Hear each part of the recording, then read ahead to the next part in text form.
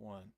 Welcome to the GCW podcast, a live podcast covering all things related to the Galactic Civil War LARP event, a sci fi airsoft event set in a galaxy far, far away. I'm your host, Husky, who plays Sergeant Johann Fowler, and I am reporting live from the front lines of Nox Prime. Tonight, we are very excited to be discussing all things Empire. I am joined tonight by the Imperial head honcho himself, Justin, who plays Colonel Van Kyrell. As well, joining me to discuss Imperial quest design and all things related to it is Raincloud. Do you want to have a say in what topics we cover or the guest we have? Do you want to join the Discord audience to listen in on our pre show and post show banter? Do you want the opportunity to be a part of the conversation and have your voice be heard? Then please head on over to the Galactic Civil War Patreon page, which will be in the description of the YouTube live stream. And there you can get all of those perks and more. Without further delay, let's meet our guest and get into it. Raincloud, Justin, welcome. Great to have you both. Um, an Empire. The Empire is a great topic and one I think we can discuss for hours. So it'll be tough to condense this all into about an hour and a half. So let's jump right in. Justin, you are the main guy. You're the Emperor's top guy, so I've heard. So why don't you tell me a bit about just tell me a bit about how you came to lead the Empire, what led there and how that's like for you.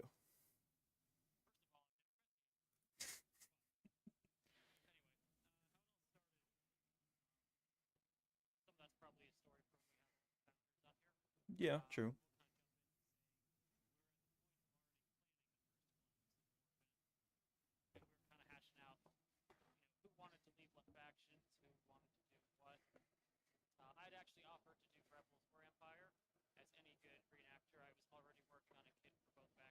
Very true.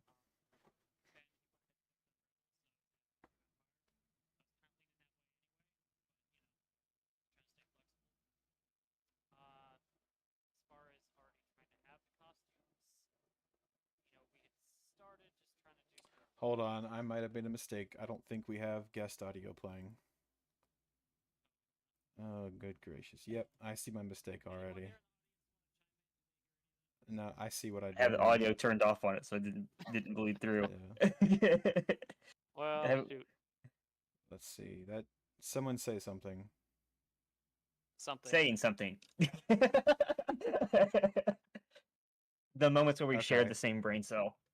I got Yeah, it going we're now. hive mind now. Yeah. All As right, the I'm Emperor so sorry. intended. Let's just take that from the top. Justin, tell us how you came to lead the Imperial faction and, all things that come with that. Sure. Um, okay, like I said a second ago, there was a lot that led up to that, which is probably a story for when we have all the founders on here about how we started Galactic Civil War. Mhm.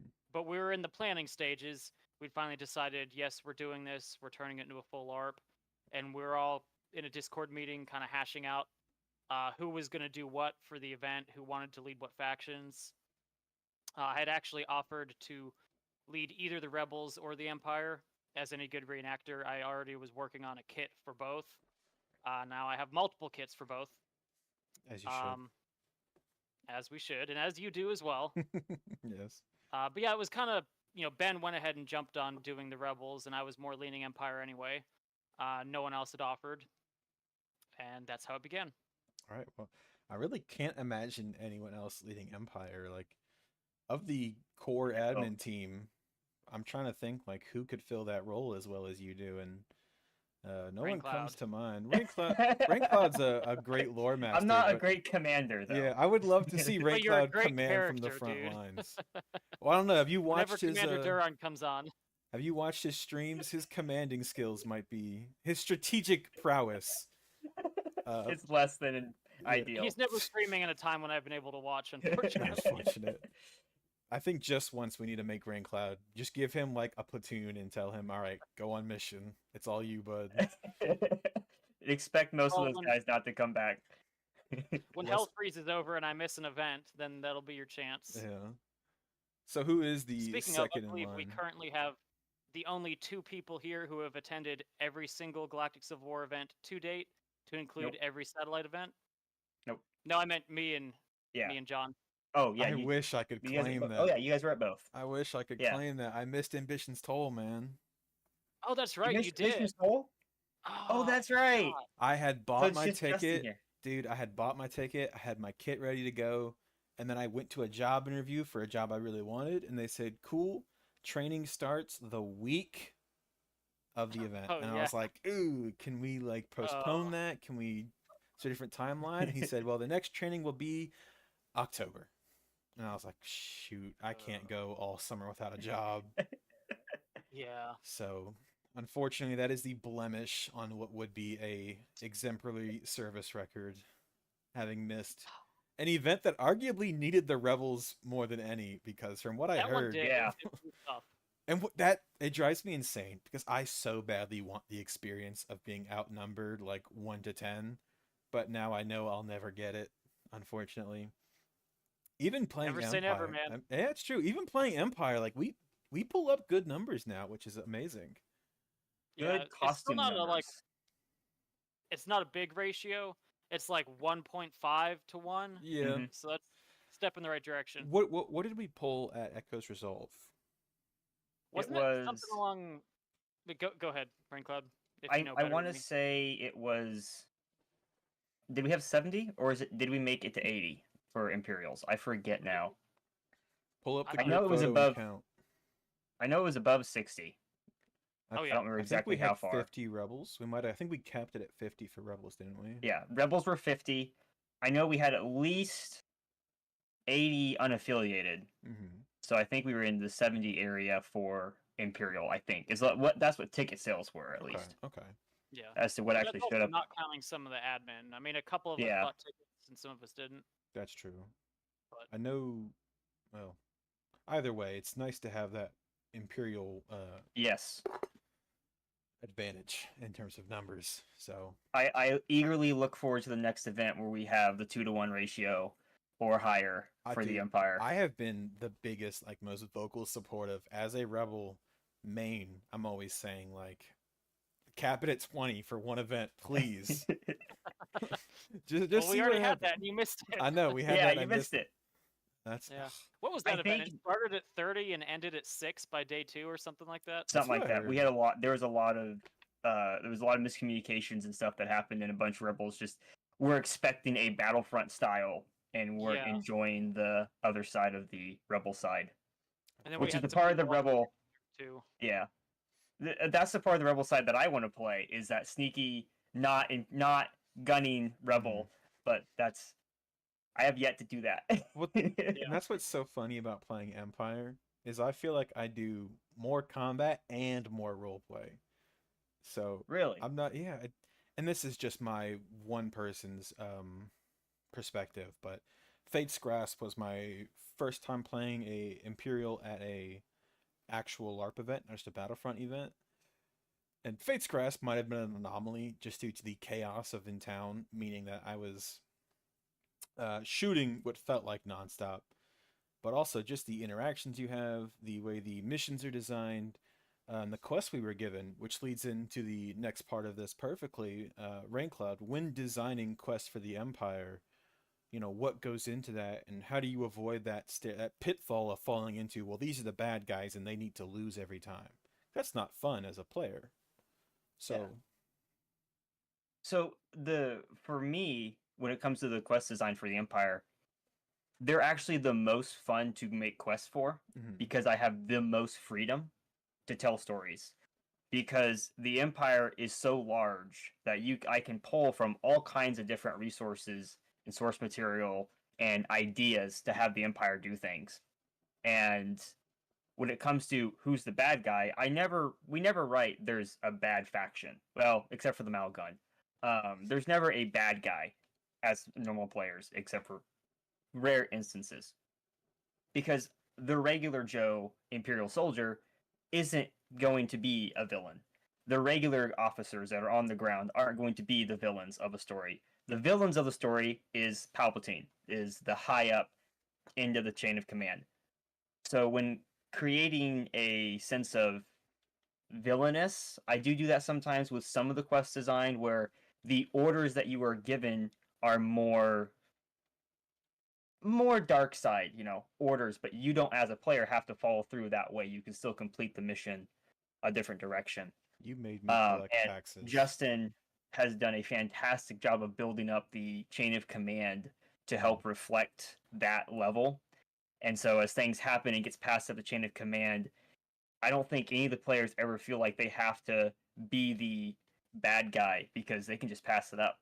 Oh, well, our orders were to deal with this problem, and you just happen to be in our way and stuff, which adds to the roleplay, which has been very fun to watch. The Imperial roleplay take leaps and bounds the last couple events, with you guys starting checkpoints and having your whole base rotation and stuff. Been really cool to see. Yeah. But when it comes to the story, because we're set in one BBY, like I said, there's a lot of freedom, and I've had fun exploring that different aspects of the Empire in quest designing, and especially with the not Bolivar, the Bowston site, because we have it set up as a outpost, a research outpost, and so there's a lot more story potential where they're not just an army group. You can have researchers and civilian contractors working with them, which is something I'm really hoping to push next time to get more of. Right I'll on. just shut up now. No, you're good. Ramble on as long as you want. It's good for metrics. Well said, well said. And I can speak from my experience as having been a player that a lot of that comes through really well as an Imperial is if you want to play that stereotypical, kind of bad guy, you definitely can. Oh yeah. But if you don't want to do that and you want to go the I'm in this for the right reasons with every mission you have, you can do that just as well. hmm I can give a couple different examples if you want me to keep talking, or Oh, I of can shut up course. and let Feel Justin free. talk. No, go ahead. Listen, we Go So got ahead. an hour, man. I'll tell a story from Ambition's Toll, um, since you weren't there, Husky. Hmm. At Ambition's Toll, one of the characters I played was a lost Jedi that was being hunted, and I actually had an Imperial soldier come up to me as I was trying to run away as a Jedi, and he tried to help me out because he's like, I don't feel like it's right to just murder you. Let me try to get you out of the area. Like he wasn't going to turn traitor, but he was going to let me escape. And it ultimately didn't work out. The Inquisitor showed up like seconds later and he ducked into a corner and hid.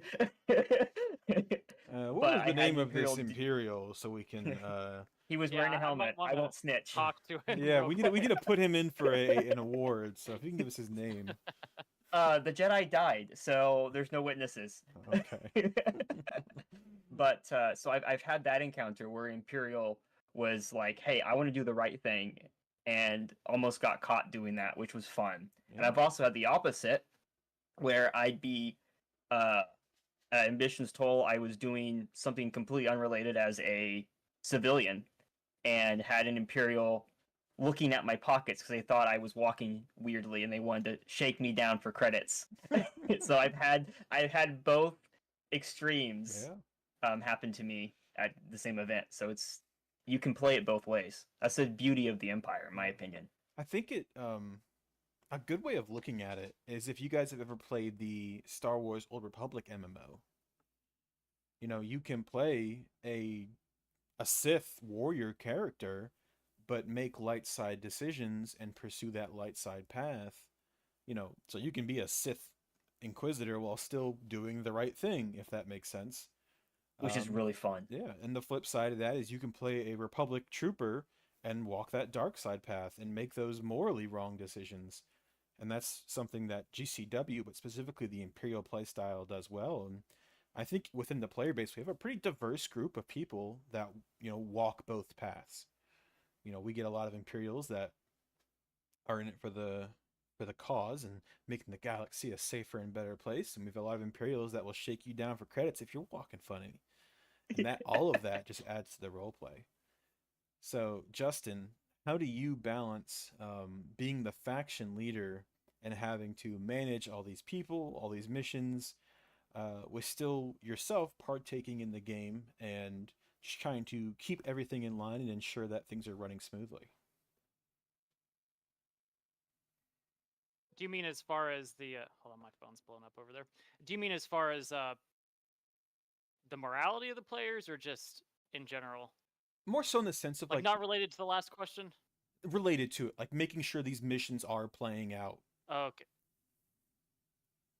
Making sure that players are not having to Whoa, what happened? do something that We lost Frank. Wait a oh, we minute. lost Raincloud. He's there in the audience. Get him back up on stage because it messes up the cameras when we only have. Yeah, I have no idea what happened. Raincloud, why are you doing this to my stream? Listen, technical problems follow me everywhere I go. Tell me about it. There we go. All right, so I guess a simpler question is, how do you, as a leader, as the faction leader, kind of ensure that these missions get pushed out to players and that they're being completed? Right.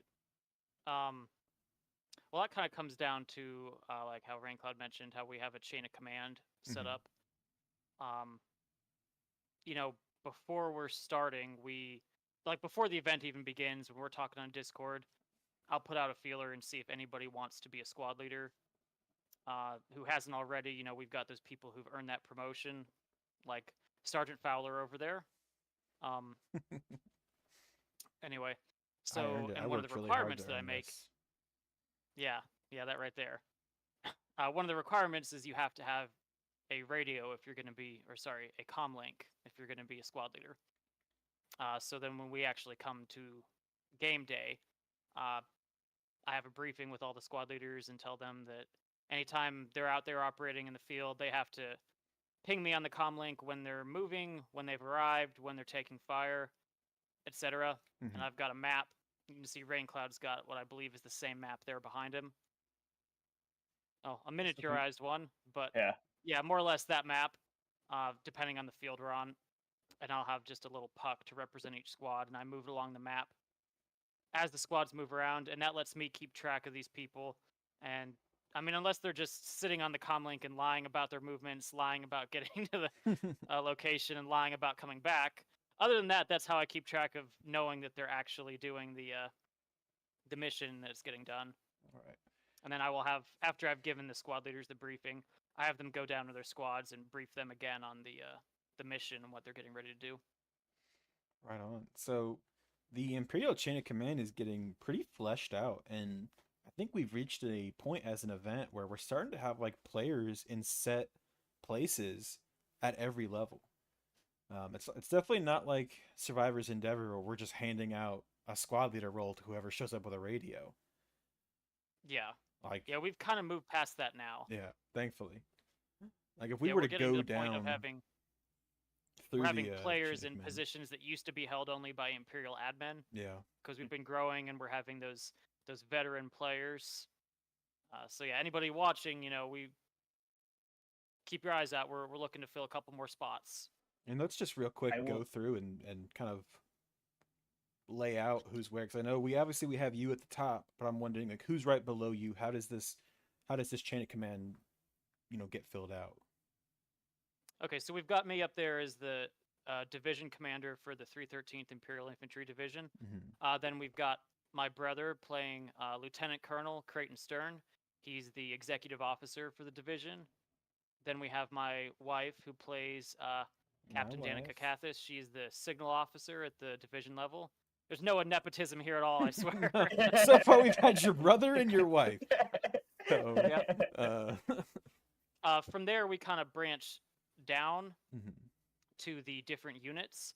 We've got Major Mark Tolvin, who is normally your co-host. He's leading the Imperial Spec War Division, Mm-hmm. not division, battalion.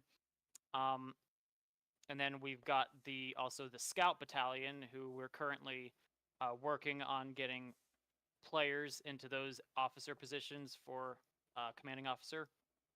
But from there, we've got several different squad leaders who permanently hold that role and permanently hold the rank bar that I've given out at the events. Yeah, I think that's. Right. Oh, then we've also got the ISB detachment. Raincloud's younger brother is kind of starting to take the lead on that. You know, we did have Colonel Valerian Gracchus, who was kind of the CO for that. He's been a little bit away at the moment, so I think he um, might have been transferred, and we had someone else for that unit. I believe it is Lieutenant Scarab. it's Scarab, exactly that's yes. what I'm saying. Yeah, Lieutenant Scarab is now. the story stuff that happens there for the ISV guys, because of the two circumstances that Gracchus found himself in at the first couple events came back to bite him for a little while. I mean, like how I put him at gunpoint several times for committing crimes, and then he somehow got out of it. Or every time Consequences? Durin walked on the field, Gracchus was pulling something else, and yeah. Yeah. Yeah. Consequences in So my LARP event? What? What? Even admins have to answer for their actions. correct. I don't let anybody off the hook. So anyway, I do need to update my blotter, but yeah, Lieutenant Scarab had been kind of the XO, and he's more or less being moved to be the CO for the Mhm. ISB detachment. And then we've got the Imperial Super Commando Corps for the 313th, which they kind of do their own thing as well. But we've got none other than Chris as the captain for that unit. And to be honest, I can't keep the Super Commando numbers straight. Me neither. He's Yeah, got it's his hard. own chain of command there in the Super Commando Corps. They're at about squad strength now, aren't they? I think their On photo paper, will yes. roll through eventually on the YouTube's little Yeah. photo album thing, but I think Mhm. they've got about 6 or 7. I am On curious the what the Imperial story for chain of them is, command. though. Sorry, what? I said I am I curious about talked their over you. story because I know they showed up at Echo's Resolve hunting specific players down, so I'm sure they're doing That something I fun. I Checkpoint won't for a long time. I won't get into their story because that'll be spoilers for the next main event. Yeah, we don't want to spoil nothing. I will say the ISC detachment has some direct story stuff that was part of the last two events and is going to culminate a little bit at the next mainline event. Awesome. I will say on the Imperial Chain of Command, I want to say how cool it is to see the Imperial base camp. Yeah. It is a sight to walk over to your set of tents and there's a command tent with flags hanging. You've got all these props and everything strewn up. You have a medical tent. You have barrack tents. All this stuff strewn around. It just looks fantastic. And then you guys are talking in military jargon the entire time as well. It's really cool to see, and it made my heart flutter at I think there's pictures Echo's of it. Resolve when I walked over. I think there's pictures of it in the slideshow. 1 or 2 that might There come should up. be, yeah. I hope so. But yeah, Well, I'm glad that's you one thing appreciate you what have we do with done the really camp. well. Outside of just being the faction leader, is like you've turned the Imperial player-based camping area into an Imperial fob, an Imperial base almost, where Yep. people are in character. You have a guy running a PX. You've got a medical tent Oh, set yeah. up. You have your command tent set up. Yeah, the PX is awesome. Not to You have a downplay cook. all of the money and work that Ben and Cal have done into setting up cool props at the Rebel camp, but like the Imperial camp Which is also looks cool. like an Imperial camp. And that's something that is out of game. It's just telling players buy this particular tent and set it up this particular way. And it's done a lot to really like amplify how cool it is just to camp out as an Imperial. So good work on that, Justin. Thank you. That's what I'm going for. I don't want the immersion to stop just because you're resting at Right. camp. Yeah. Basically, what I And was going for there. it's And tough keep your eyes out. because We were squished there at Mouston. I yeah, think here coming up when we go, not Mouston, at Balver. when we Yeah. go back to Mouston. Mouston, Much and more we have spread more out. people showing up with the Imperial issue tent and whatnot, I think it's going to be really good. there's a lot I wish we could do with that little base area. I'm looking forward to it because at the next event in Milestone, we're planning on setting up the Imperial base with the different sectors. Mm-hmm. I think it's gonna add a little bit because the plan is to have in that base area to have a section that's like the research section, and then you have your ISB section, and then like your regular command sections and stuff. Hopefully, it makes the base feel more alive. We'll see if it works or Yeah. not. My request I'd is like to just take utilize those more of the entire floodlights and base. face them Yes. out from the base. Nothing was worse than being on guard duty at night and you're just lit up bright as can be, going up the Silhouetted. stairs into, yeah, like, Yeah. whose thought process was that? I don't need to see myself walking up here. I need to see out. It is pitch black out there. I'm the most It visible was thing on this terrifying field. though. Somebody had a really powerful handheld spotlight at Fate's Grasp, and at one point during the Mal gun activity, somebody just completely lit me up with a full bright flashlight, and I just stood there in the Mal gun costume staring back, and eventually the light went off, and they decided they didn't want to deal with that. So, but there was a second of panic hidden behind the mask on my face. Awesome. Yeah, I think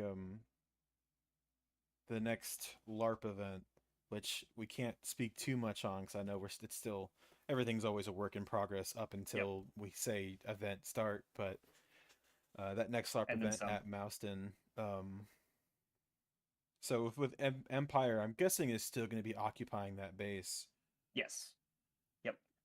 The main Imperial base that they were at the first two times will still be Outpost Tremor. Yeah. It's a Imperial military research base that the 313th have come back to as a garrison force to relieve the garrison force that was there, who are then gone back out to the front lines for a shelter. Right. Now, there's a list. I have a lot of fun ideas that involve booby traps and minefields and ray shields. You rebel scum at heart. No, I'm quite the opposite. I am, yes, I'm rebel scum at heart, but I'm a give me tougher battles kind of rebel. I've always said that the Empire needs more force multipliers. You know, there's all those gaps in the line. You have your front gate and you have these openings on the Yeah. side.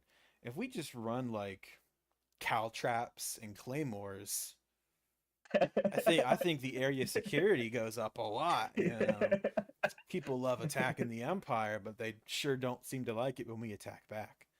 But to pivot back a little bit when we're talking about like ISB stuff, I'm wondering, Raincloud, how much can you talk about what's changing with that and what players can expect going forward as far as like ISB stuff goes? Because that's something that does intrigue a lot of players. You know, those secret Yeah. stealthy agents, especially with Andor being so popular. The way we're trying to use ISB is less in different costumes. We're trying to get them all to wear the whites like I'm wearing right now, Mm-hmm. or the tactical armor that we saw in season 2 of Andor.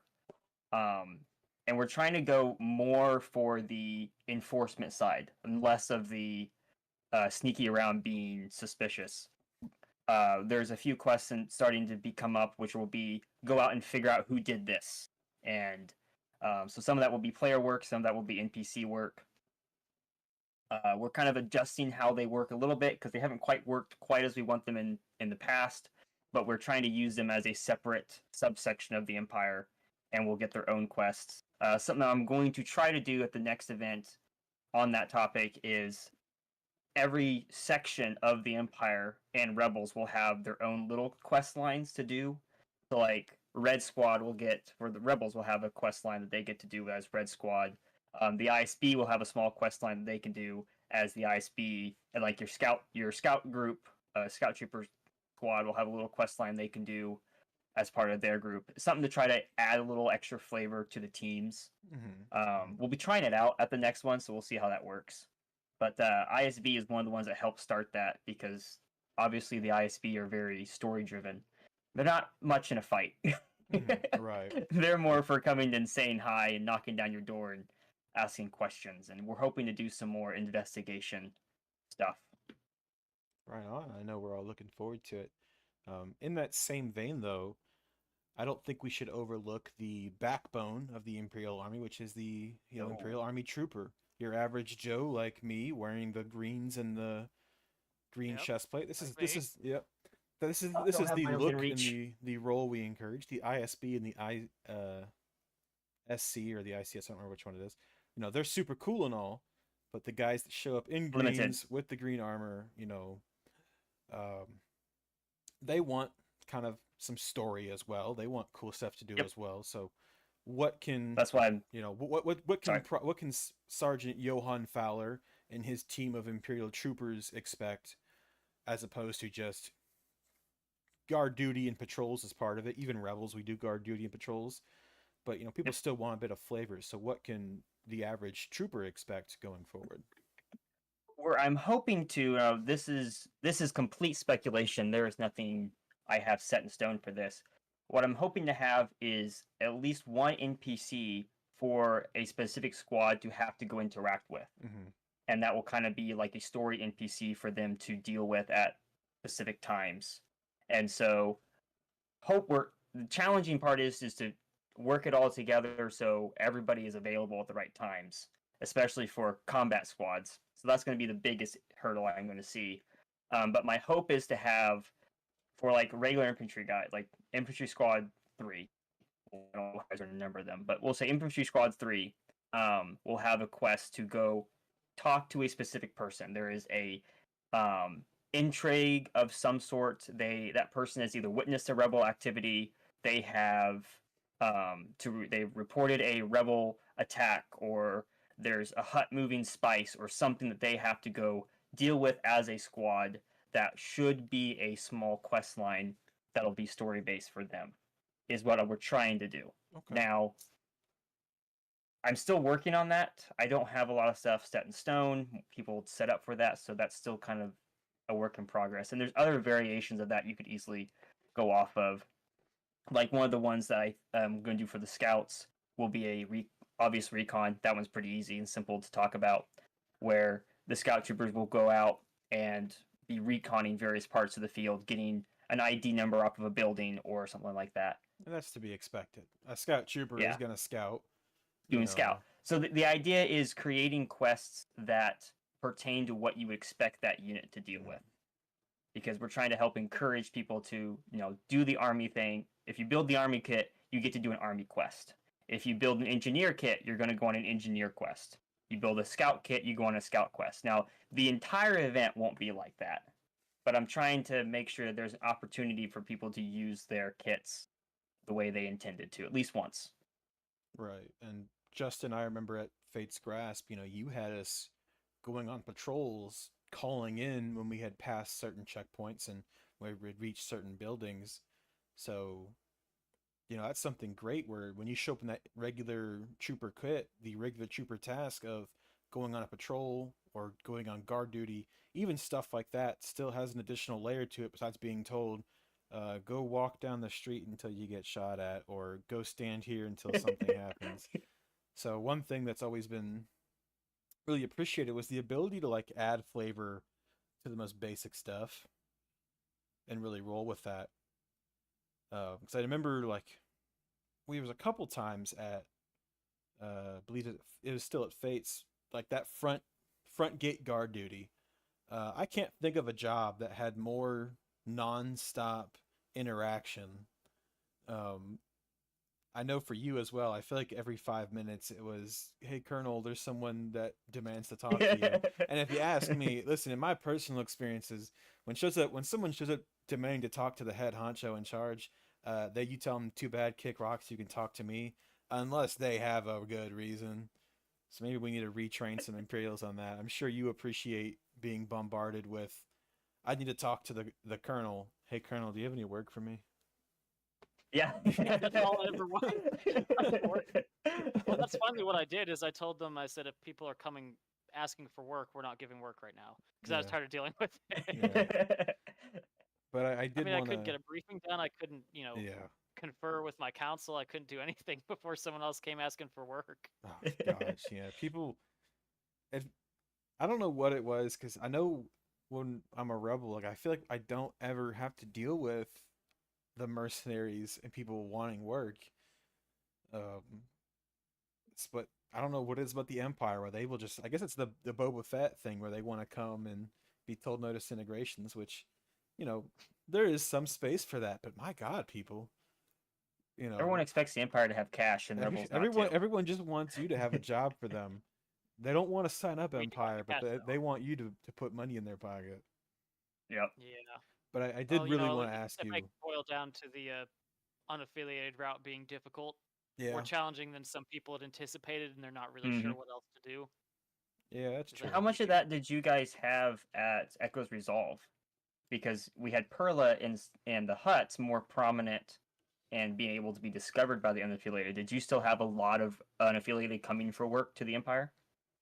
We had there was like a solid squad of unaffiliated dudes who would keep coming to us, but it wasn't as bad.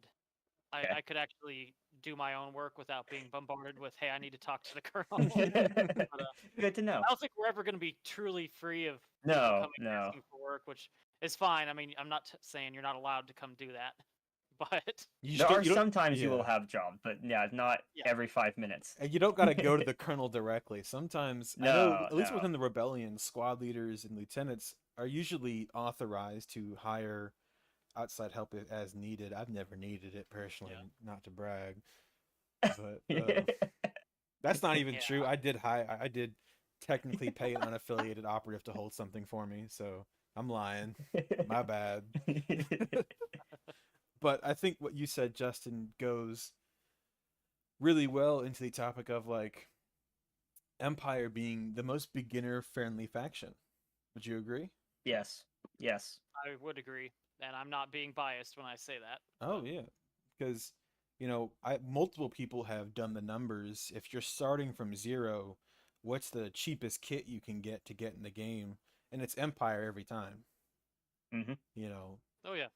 if you have I mean, no you friends see coming what with I'm you. wearing here. This is all from, this is stuff you can get from Amazon. Yeah. Pants, shirt, Yeah, do a spin patches, for us. Give us a belt, fit check.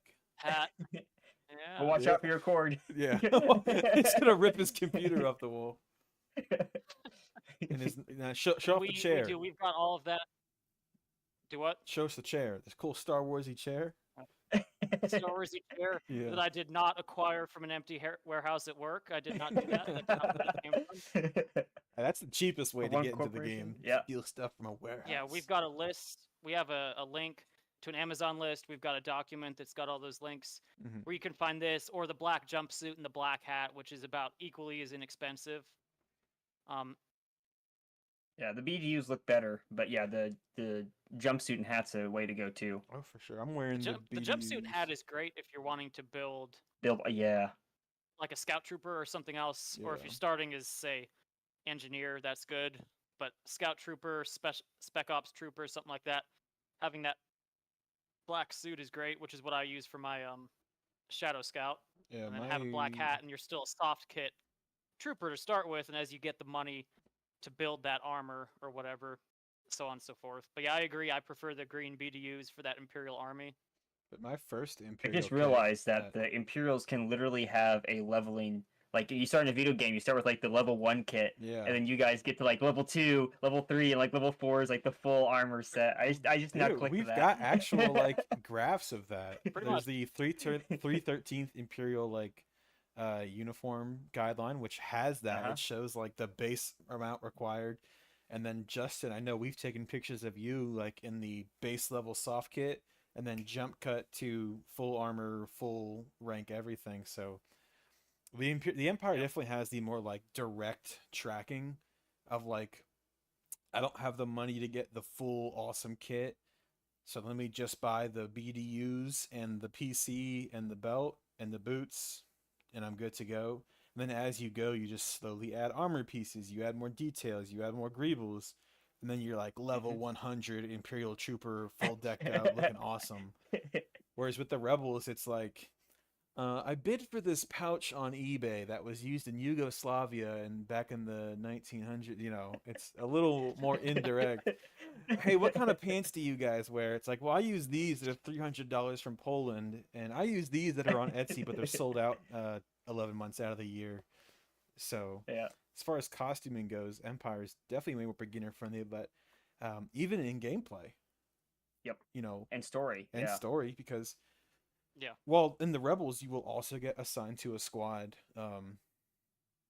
Just by the nature of the missions, everything that goes down, it's a lot easier to know what's expected of you, know your role, and stick to that as an Imperial than, say, unaffiliated or Rebel. So, no biases from anyone here, but if you're new and wanting to get into it, you're not sure where to dip your toes in, Empire is the way to go. And as we said earlier, it's not the bad guy faction. You're not, signed up to play the villains, although some people may want that. And you can do that here too. Multifaceted. Yeah. But I mean, on the good guy side, the thing I forgot about is the amount of money that the Empire raised at the last event to help oh yeah. fund a new medical facility. Yeah. The Empire came out in force.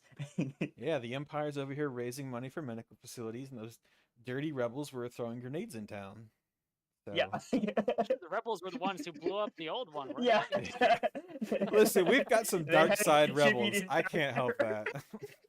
We've got more than a few rebels whose names are whispered in hushed tones amongst sleeping children to scare them into going to bed and being nice. That's for sure. But yeah, when it comes to getting started with the roleplay, because of how the Empire is structured, it's really easy for a new player to Yeah. just fit right in and get easy guidance all the way through to figuring out how to roleplay. Yeah. It's been cool to see because I've seen that. I've got to watch new players come into the Empire for their first LARP event, and they get stuck with an Imperial squad, and like the entirety of the Empire, chain of command, everything is all roleplay based, and so they quickly figure out how to RP, which then allows them to RP outside of the faction. Mm. So it's really cool to see and easy And ish. it Yeah. really lends itself to working perfectly. Because if you're inexperienced and you're so new that you don't know anything, what are the two qualities perfect of Imperial. every brand new private in any military ever? They're inexperienced and they don't know anything. So you're already playing your role perfectly by just showing up. Yep. And Colonel Van Say it was your Kyrell is first a time very being deployed to that planet and you don't know anything about anything. yeah. There you go. Yeah. Listen, I've Boom. Backstory. yeah, I've Yeah. met some privates in You the don't army need a that complicated backstory because it's not complicated to think why somebody joined the army. Nope. needed a simple. job. Simple. Need Needed a a job. It could be that simple. I needed a job. I believe in the Empire. My family served, et cetera, et cetera. That's actually what I'm hoping to play around with at the next planetary garrison in Texas. My plan is if I have the ability to play, I'm going to start the game as a completely new Imperial and make them train me. I want to go through that. Mhm. I don't know put if you I'm going through to get the boot camp. opportunity to, but that's one of my plans. And then flip around and make the rebels do it for me at a different event. I'm gonna make you do push-ups. Well, if you get the chance to come out to Planetary Garrison Nox Prime, maybe we can set that up for you if you're not able to do it out at Yeah. Texas. Nox It's Prime. it's one of the things I want to do on camera is to go out and be like, I'm a new Imperial. What do I do? And I'm just waiting for Justin to go, okay, run. We're gonna go run on PT for 2 miles. Let's go. And I'm like, Anybody yes. thinking about joining the Empire, I'm not going to make you do that. I will do You would push-ups. make me. You would make me do it. Yeah. You can volunteer for a PT session with the Colonel anytime, but it is not mandatory. We just post videos of us making Raincloud run laps. That's good. Yeah. That's good morale improvement. But Justin, I have wanted to ask about the character of Colonel Van Kyrell because many of the Imperial officers seen on screen embody the characters of being arrogant. They're a bit. They have a lot of hubris, and they're very almost classical British villain. So I'm curious, what is the Colonel like? Who is Van Kyrell? How do you play him? What qualities make him an officer? So Colonel Kyrell is a lot different from the typical officer that you have described. Mm-hmm. The officers that you typically see on screen they're a little bit more involved with politics, planetary movements, things like that.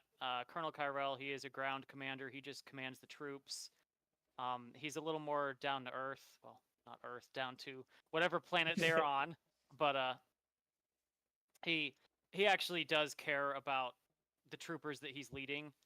He's not cartoonishly evil, I guess we could say. Not to say it wouldn't really be a Galactic Civil War event if he didn't execute somebody.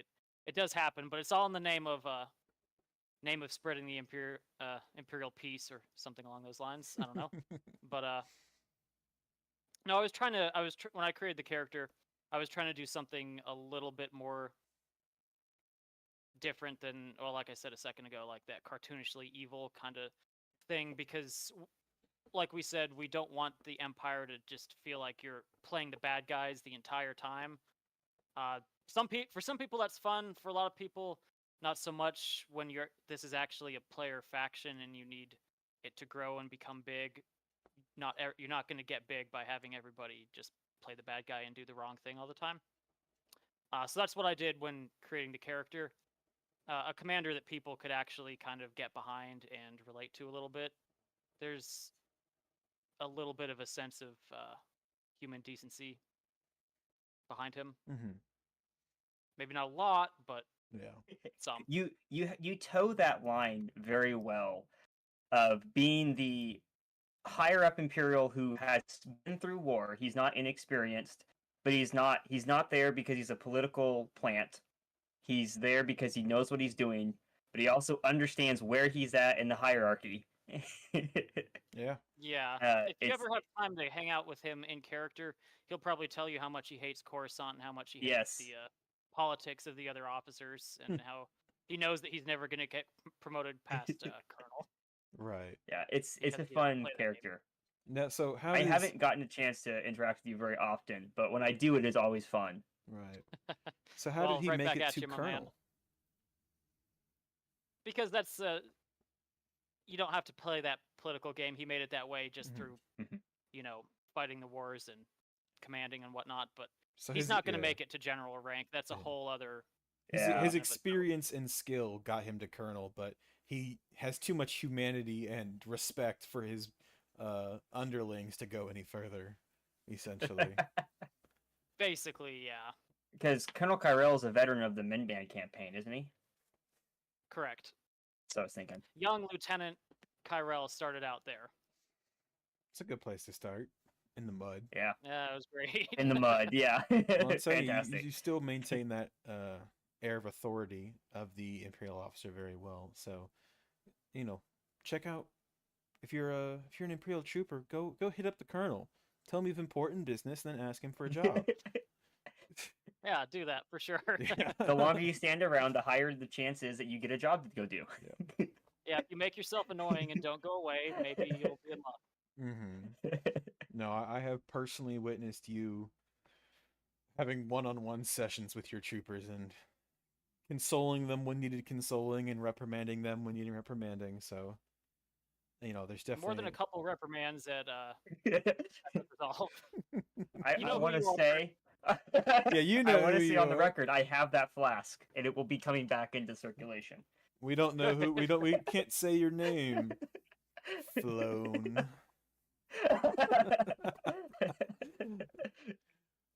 Tell you, his name's not Bright Star. No, definitely not. that sounded meaner than I intended it to be, but.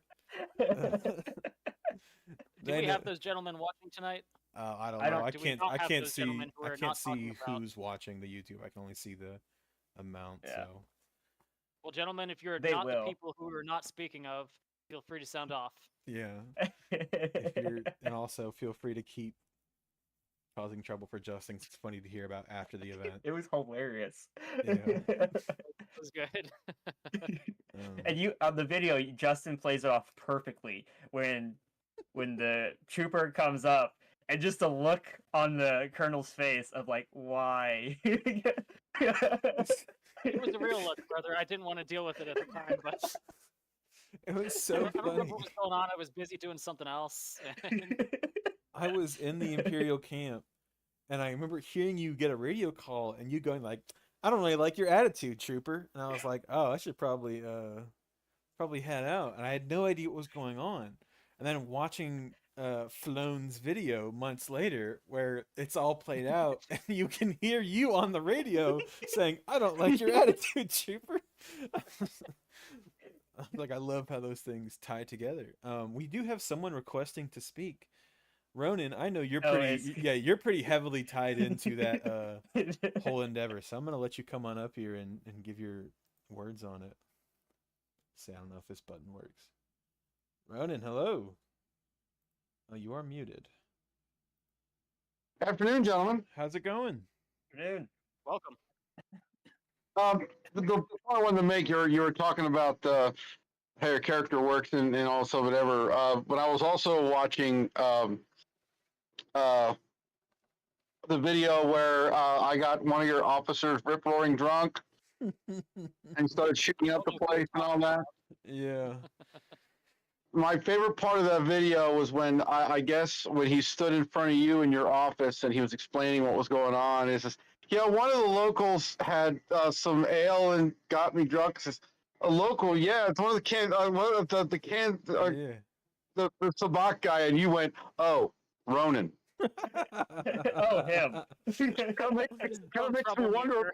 Yeah. Kind of makes me wonder what my reputation is with the Imperial officers. It's good. Your reputation precedes you, and that is all I will say. Yeah. Noticing that. Listen, that's not a But anyway, bad thing. No, not a bad thing at all. I was talking to. I remember I sent something to Rain Cloud a while ago. And I wasn't sure how he wanted to work with it, but I wanted to bring it to your attention to add to the dynamics of both my character and to the Imperials of the area is the fact that Ronan has an ISB file that I sent to Rain Cloud. I don't know if he still has it or not. Okay. And I will leave that right there. Awesome. I have a list Jordan, of files. I'm sure. Thank you so I've been much for thinking about joining us. adding to it, but Go for it. Hit me up when you do. Oh, yeah, absolutely, yeah. And also, the little teacup that old boy was drinking that liquor out of is going to be displayed prominently in my casino from here on in. A nice piece of Story memorabilia. behind every prop. Yeah. Yeah, absolutely. And probably when the Imperials come to grant me a visit, I'll probably be sipping out of it, just added, because I'm Ronin. Yeah. As long as it's not full of apple juice. Apple juice is for rebel. That's a different story for another time. But Ronan, well, thank you. I'll let you guys do your thing. I'll step off the podium now, but Thank you so I think much. you guys for are doing a joining great us, thing, and you- I'm just enjoying listening to you. right on. Thank you so much. Thank you for jumping on. Yeah. What a great time at Echoes Resolve. So I Hey, think like that we said, Empire has the best roleplay, man. sure does. Yeah. Though the scenario being described just now was There's a not video of it. typical Imperial roleplay. No. There's a video of it. And unless you want to be doing a lot of Imperial PT, don't make that your typical roleplay. Yeah, there's a lot of and there's a lot of good roleplay that goes unrecorded too. I know I've had Oh, many yeah. interactions as a rebel with Imperials, just having those kind of very tense conversations.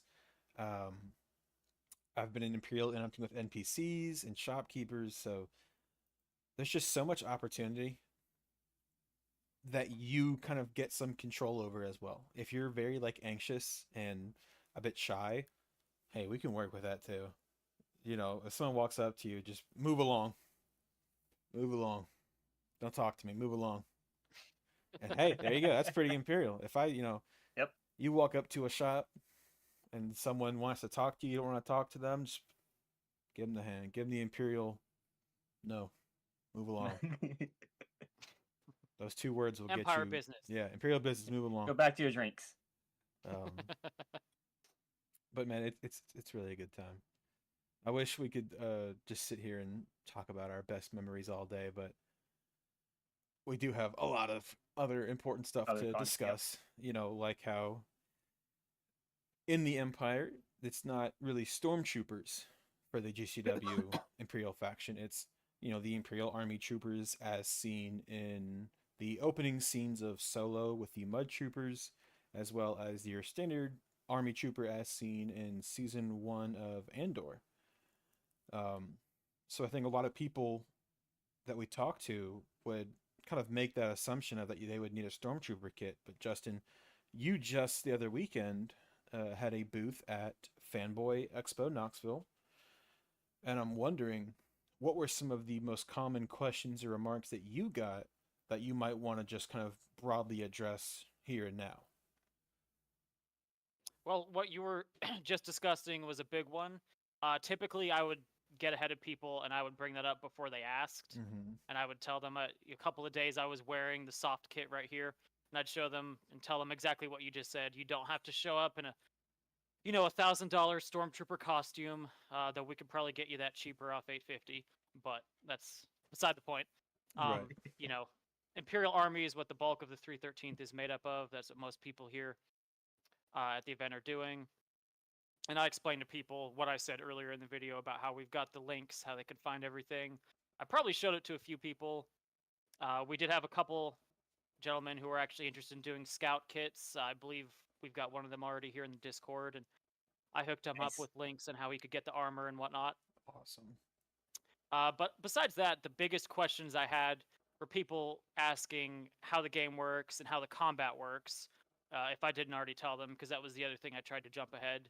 I tried to make sure they understood that we used airsoft for combat, but we are not an airsoft game. We are a LARP that uses airsoft.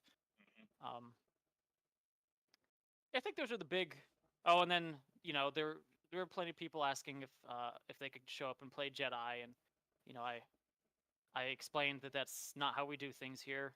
I think everybody watching should probably know that, but Yeah. for anyone who's not aware, we typically don't allow players to show up with a lightsaber and be a force wielder. You don't have any way to roleplay having the force, unless you actually do have telekinesis. We might make that exception for you. Yeah. There's only but, one force you know, also sensitive for allowed, just and it's me. So except for Husky, there he is. He's the one for- I made my own force but no, it's rules. also kind of a safety concern. Yeah. We Mhm. have had Darth Vader show up, or we've had Raincloud play a runaway Jedi. My wife's been an Inquisitor once or twice, but it's very controlled. It's kind of admin only. We don't want players running up and hitting each other and knocking each other's Yep. eye protection off and things like that. At this point in history of Star Wars, there's maybe 100 Jedi left in the galaxy, maybe 10. I don't know, not a lot. So we don't see that too often. Where our event is playing, the ground troopers, the everyday soldier. Kind of off on a tangent, but I figured I'd go ahead and Yeah. make that pitch since that's a good We thing to know. And definitely- we do get that question a lot. Yeah, we do get that a lot, and that's one of the things that I say a lot too. When we started the event, we were much more open to having that storyline of Darth Vader and Inquisitors and Jedi and stuff in the game. But after the first two events, we cut up most of that out completely. I was still there in the background every once in a blue moon for an event, but we didn't have anything like that at the last two events, mainline events anyway. And Yeah. so, because it's not necessary for the story we're trying to tell. Yeah. And again, like Justin said, it doesn't make sense in the timeline. Right. Yeah. And while we do have Inquisitors, there's only a certain number, and we pretty much know where most of them are at any given time. Those are all named characters by now. So we're a bit. GCW as a whole is a bit opposed to having players play canon characters. Mm-hmm. Yes. There was, I think, the one Inquisitor you could maybe make a case for.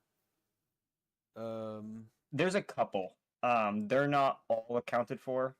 There's a couple of the numbers that are just numbers. We don't know anything about them really.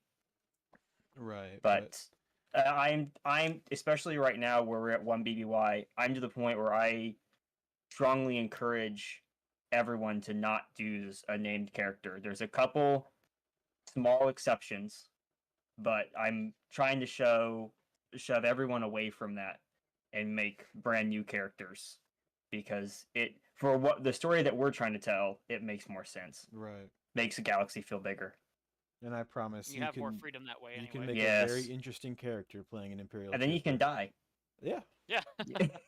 Oh, sorry, that was my personal character showing through. Yeah, Raincloud, do you want to tell that story? Which one? How you had a character perma-die at the last event? And it kind of goes along with the Empire. I was trying to defuse a situation between rebel terrorist attack and the Empire and try to get the situation to calm down. So I was playing a character, long story short, who was Inspector Diggory Sky. He was a Perla high-ranking official who had come to Bolivar to oversee some stuff, and the seawall was happening. And during his last, I was getting ready to leave the town, last 10, 15 minutes in the town before I was getting ready to head out and continue something else.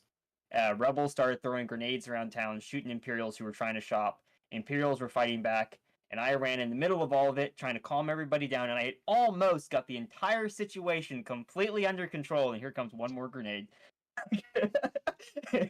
Mind Those you, who dirty threw said rebels. grenade?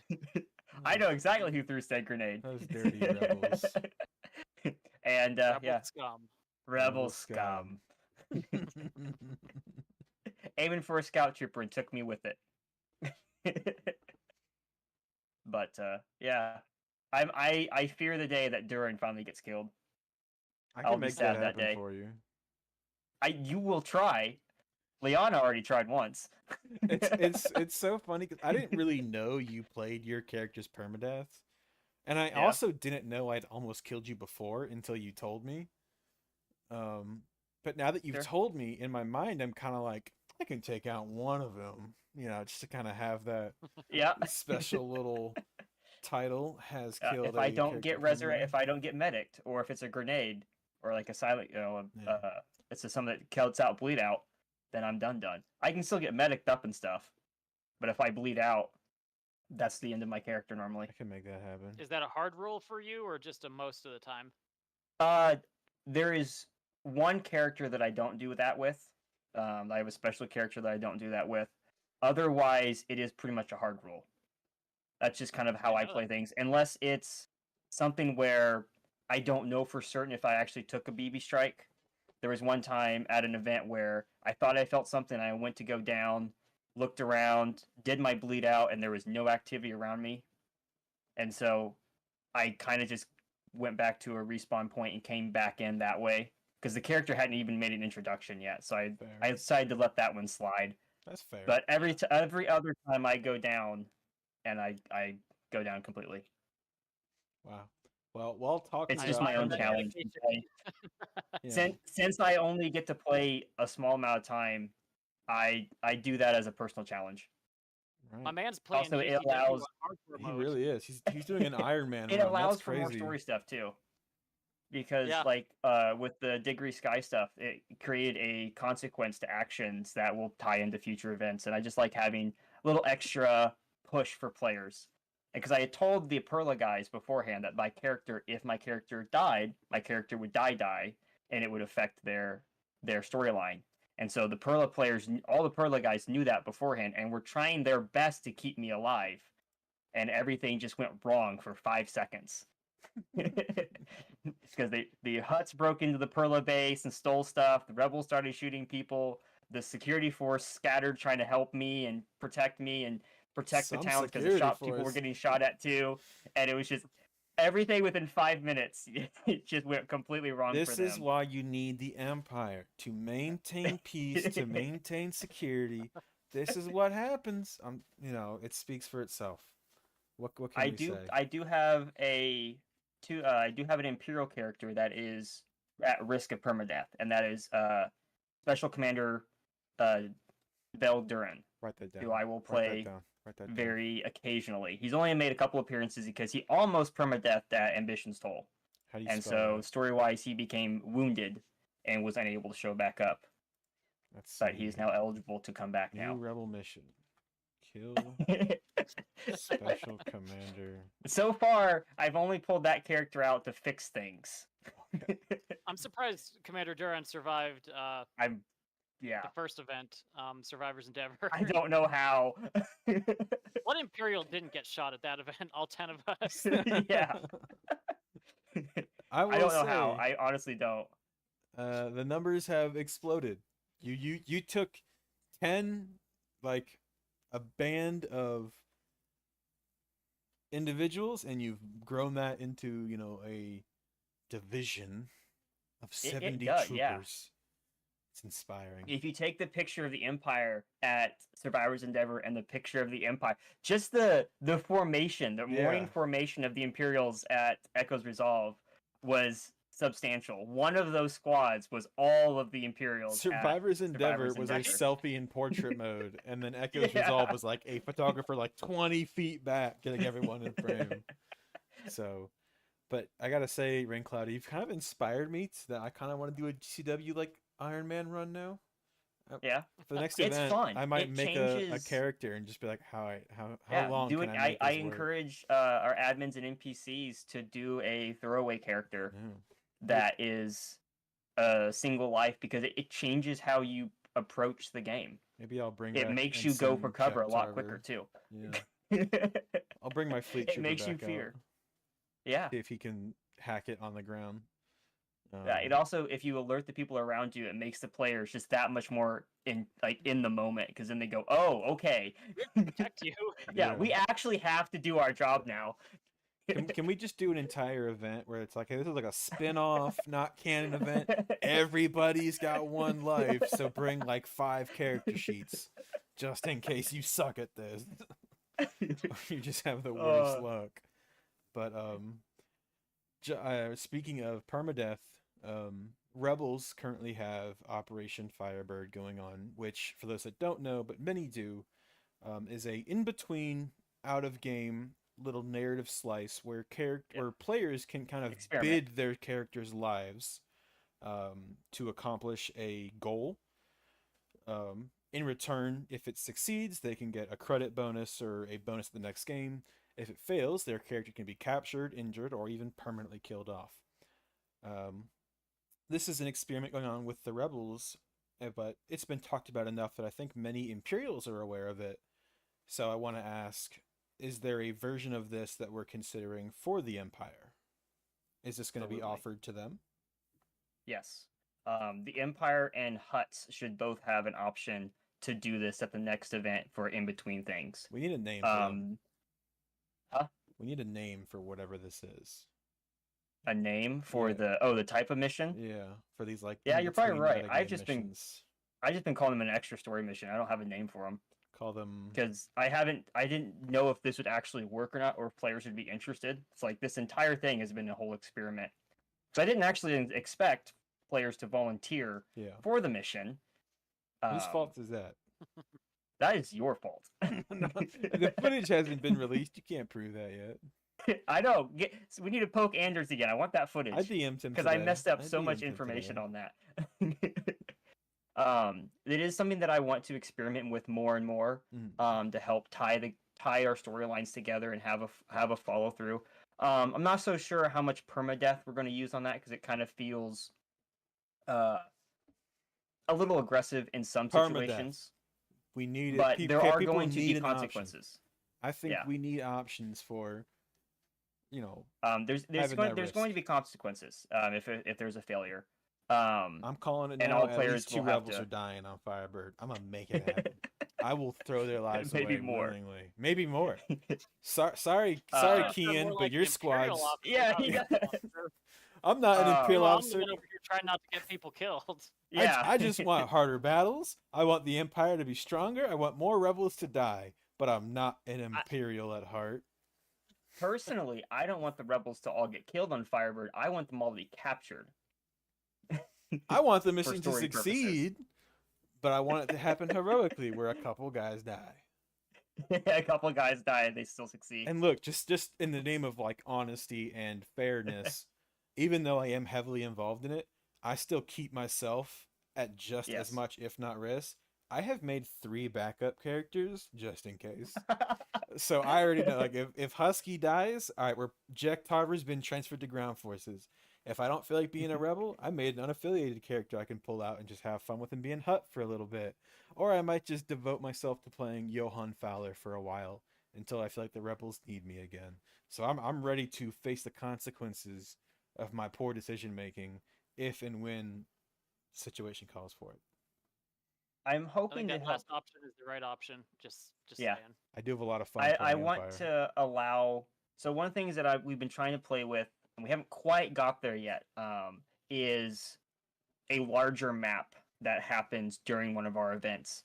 We've been trying to play around with space stuff happening and ships coming and going and supplies and such, and it hasn't quite worked yet. It has for Perla. We got it kind of working for Perla. It wasn't perfect, but it was functional, where they were sending supplies off-world and receiving supplies on a timeline and stuff. And I'm hoping to get to the point where we can have where the players are interacting and changing how some of those flight lines are working and such.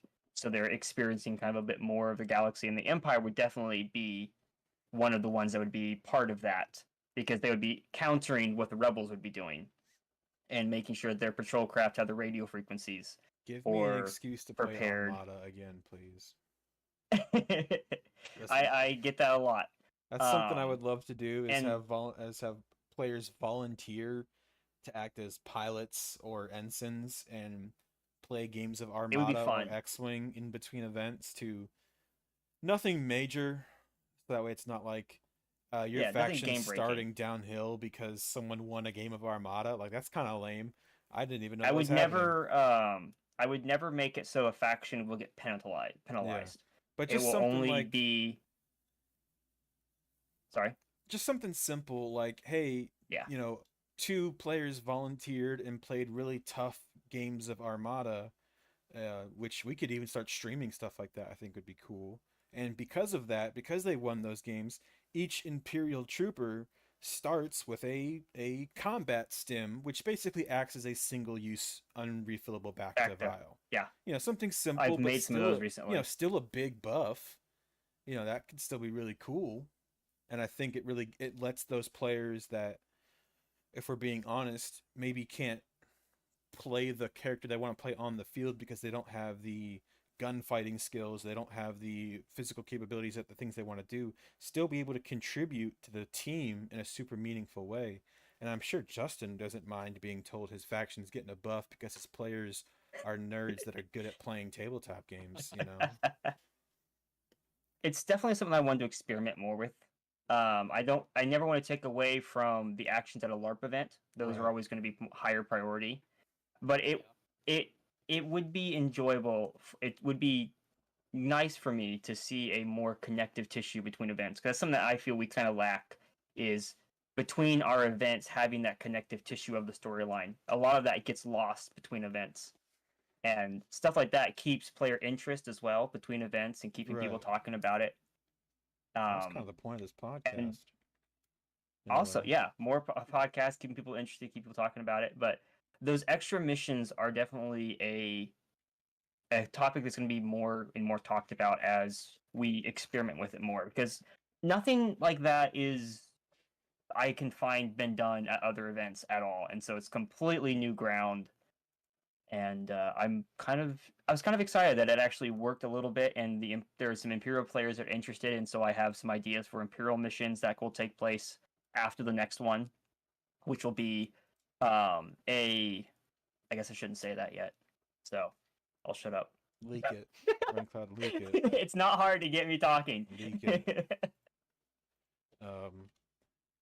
Yeah, I definitely know that there is a line to be walked there, because in a different Yes. LARP server that I was peeking through today, there was some discourse surrounding that apparently a Facebook post had been made that was a lore drop that basically said, hey, this faction just won a major battle against this faction, and there's no input or anything you can do about it. And the players of the losing faction were rather upset because they were saying these troop movements don't make sense, these things don't track. We've been kicking this faction's butt in game for the past couple years, so how have they all of a sudden... Every event. Yeah. Justin, do you know what I'm talking about? Because you're in this server. I know exactly what yes, I was mad about it too.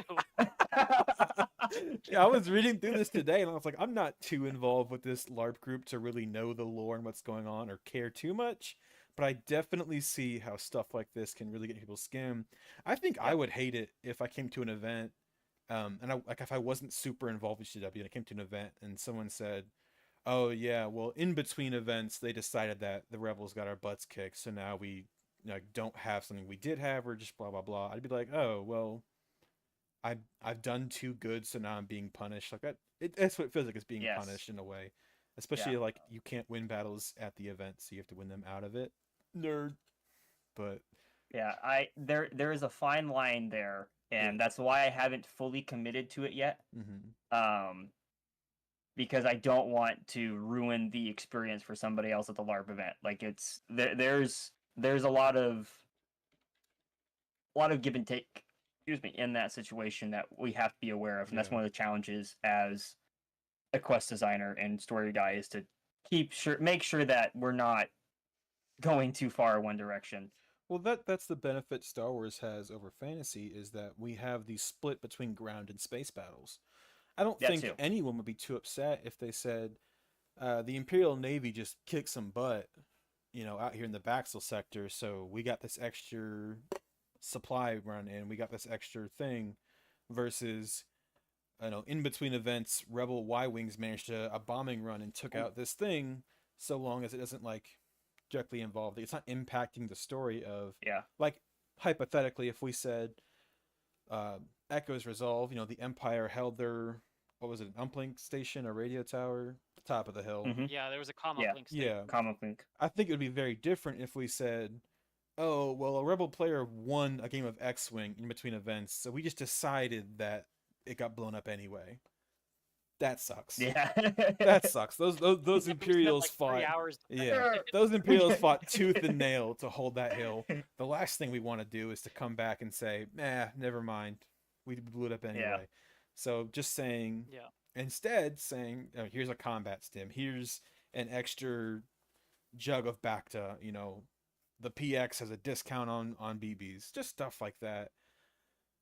One Adds thing to that the I want to game. do is I want to help those tie into stories. Yeah. And so like if you complete one, like let's say, so like if the rebels complete Firebird and they no matter how that turns out, it will tie into a story quest at the next event for the rebels. And so I want that to always be a thing where it just ties back into the event. Maybe not necessarily, penalizing a faction, but giving the players that volunteered for that mission, they now get a LARP reward where they get a story mission they can go do. Because it will give them not a boon, but a fun reward that they get to go do something else with. Right. Because I always want them to be rewards. I don't necessarily want them to be consequences unless it's like a whole faction doesn't get this for X amount of time, but it will never be a full event thing. That would be rough. Imagine coming to an event and being told your respawn timer has tripled for the entire event. I would never do that. That would be terrible. What I would do is I would be like, you guys don't. For example, one of the consequences that I have written down is your team does not start with Bacta, Ooh. and so they have to go find Bacta. So it's not hard to go get more Bacta. You go buy it in the town, but you just don't start with a Bacta or not in your fillers, but like there is no resupply for your Bacta containers. Right. So you have to go get more. Well, And stuff like that, where it's not going to like stop you from playing, Mhm. but it will encourage you to go do some other stuff. Like I said, there's a fine line there. Because I am personally not 100% on board sometimes with it, so it's still a work in progress. Right. Well, let's wrangle this back to specifically the Empire and the Imperial playstyle. Justin, I'm wondering if you could summarize the Imperial experience, the Imperial playstyle into a few words that sets it apart from unaffiliated or rebels. Like if you were creating a propaganda banner and you were just going to say join the Empire, and then you're going to have three big strong words right there to really hammer home what that's like and what that's about, what would you describe that as? Well, first of all, I'm not good at that. I'm always too Me wordy either. with things. But, let me think. Glad it's you, not me. Structure, Structure. discipline, Okay. authority. Those are really good. Structure, yeah. discipline, and authority. Authority. And I think those. As a new player, you're going to get structured for Yep. joining the faction, Mhm. like we already talked about with that new player experience. There is going to be a small amount of discipline that's required. Sticking with your squad, using the radio properly, not going off and being a murder hobo, and then authority. Now that's a thin line to walk, but even as a new player, you have a very minute amount of authority saying, going into town and telling someone this is Imperial business, Move shoot, go along. away. But it's not something to be used and abused. We're not giving people the authority to just, Joe Schmo new player can't just go and tell the town council what to do or Yeah. whatever like that. But I think that move along Imperial business is a good amount of starting authority for Joe Yeah. Schmo new player. Um, there's a lot you can do with it. I know as a rebel, I've told players move along and they don't listen. Probably because I'm just a rebel. They don't think I'm gonna shoot them. But You that will.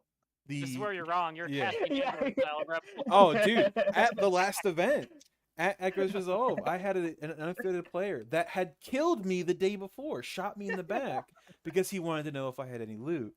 So the following day, when we're in a firefight and he's behind me, like standing behind me, I turn around and I go, "Wait a minute! I recognize you. Get out of here. Go away." And he's like, "I'm not doing anything." I'm like, "I don't care. Leave. I'm telling you, rebel business. Go away." And he's holding his pistol right here. And he's like, "I'm the safety zone. I'm not doing anything." And I'm like, "Leave before I shoot you." ROE, escalation, stop, shout, show, Escalation whatever, force. blah blah blah blah. And it's this little back and forth, and I point my gun at him. I said, "Dude, I'm not playing." He's like, "I'm helping you guys out." Last warning. He doesn't listen. Pop, pop. Him and his friend, both of them. Like, dude, You took his friend out too.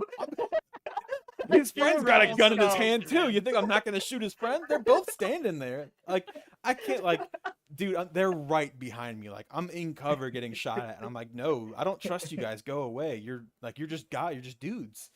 Like, this is a rebel fight. Go away." And they didn't want to. They wanted to stand behind me with their hands on their guns and wait for me to turn back around. So I shot him. Listen, I'll go full Cassian Andor. True rebels. But as an There- Imperial, Anybody you have. watching, there are consequences for murder hoboism. All right, Oh yeah. Yes. But I feel especially like against the Empire. I feel like as an Imperial, your reputation as the ruthless bad guy kind of helps you out there, because maybe if I was Imperial in that moment, they might have understood he's more likely just to shoot us. Because let me tell you, they were not happy when I shot them. They were not happy. But if I was an Imperial, I think maybe they would have recognized, okay, he's an Imperial. He might just shoot us if we don't listen. So let's get out of here. So you do have that What's authority. the rules of engagement for the standard Imperial soldier when they go out on patrol or something? Kill them. It does depend on which event we're hosting. You know, if the event started with a lot of combat, the ROE might change, etc. Uh, typically, well, we even have ROE for at the base, like Outpost Tremor was a Mhm. big problem the first couple times. So we actually did write down ROE and we gave it out to the players and whatnot. At least I think we wrote it down. Anyway, we had an official ROE. Yeah, it's pinned in the Imperial Planning channel, I think. Yeah, I think so. And I can't remember exactly off the top of my head, but it's normally start with a warning, show of force, then a warning shot, and then lethal force or something along those lines. And it's typically the same if they're out on patrol, and that may change if I'm like sending them into the woods in hostile territory. I'm like Here I have it. It's verbal positive warning, identification on rebel insurgents, warning shot, lethal jump straight force. to lethal force. Yeah. So, hey, I thought you guys had an Oh, you official found one. it? yeah, I found it. I got it. No, pulled like up. I said, it changes a lot. Yeah. This is like the official standard cue card, but that's like Justin said. If the Empire, and this is one thing I've tried to kind of let the rebels know and get into their heads, is like, hey, nothing you do exists in a vacuum. If you get bored and you go and just fight a squad of Imperials, those Imperials are now on edge for the rest of the day. They're at a higher state of alertness. Think of it as like a Splinter Cell game. uh, every time you mess up and get caught, that base alert level goes up and up and up until the point where every guard is super on edge and they're shooting at every noise in the corner. And it's the same thing for the events, really, where the more we harass the Empire for no good reason and just kill them for no good reason, that alert level goes up and up and up to the point where they're gonna shoot you on sight. And you can't be mad when they do, because guess what? I would do the exact same thing. And you would too.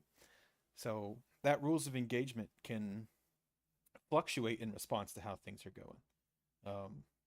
Very important to remember for both factions and everybody. Consequences to actions. I think Yes. in every episode of this podcast, something has resulted in me saying consequences to actions. Yeah. I say that a lot too. Your actions will have consequences. Yeah.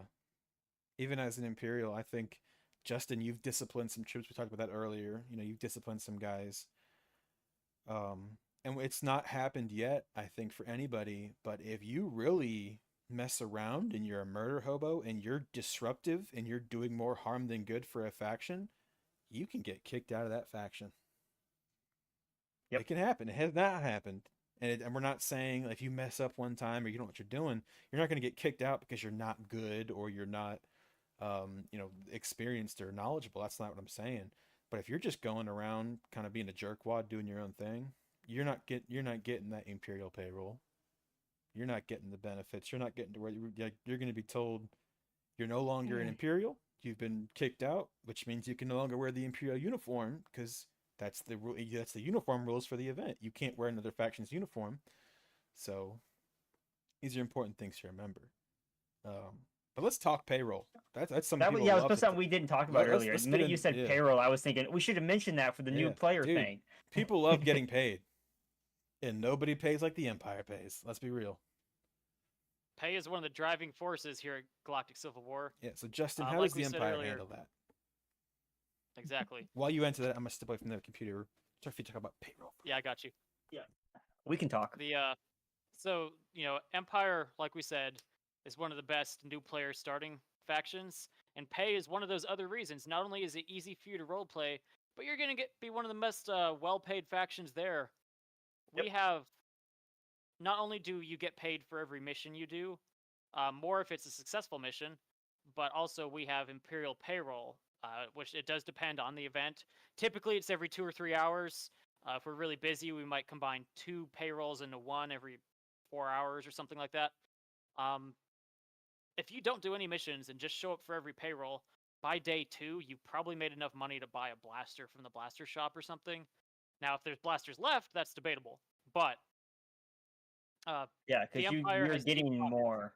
Yeah, the Imperial players get more payroll payouts and more money per payout than any other faction. The Rebels also have a payout system, but it's much lower than the Imperials. Yeah, bar none.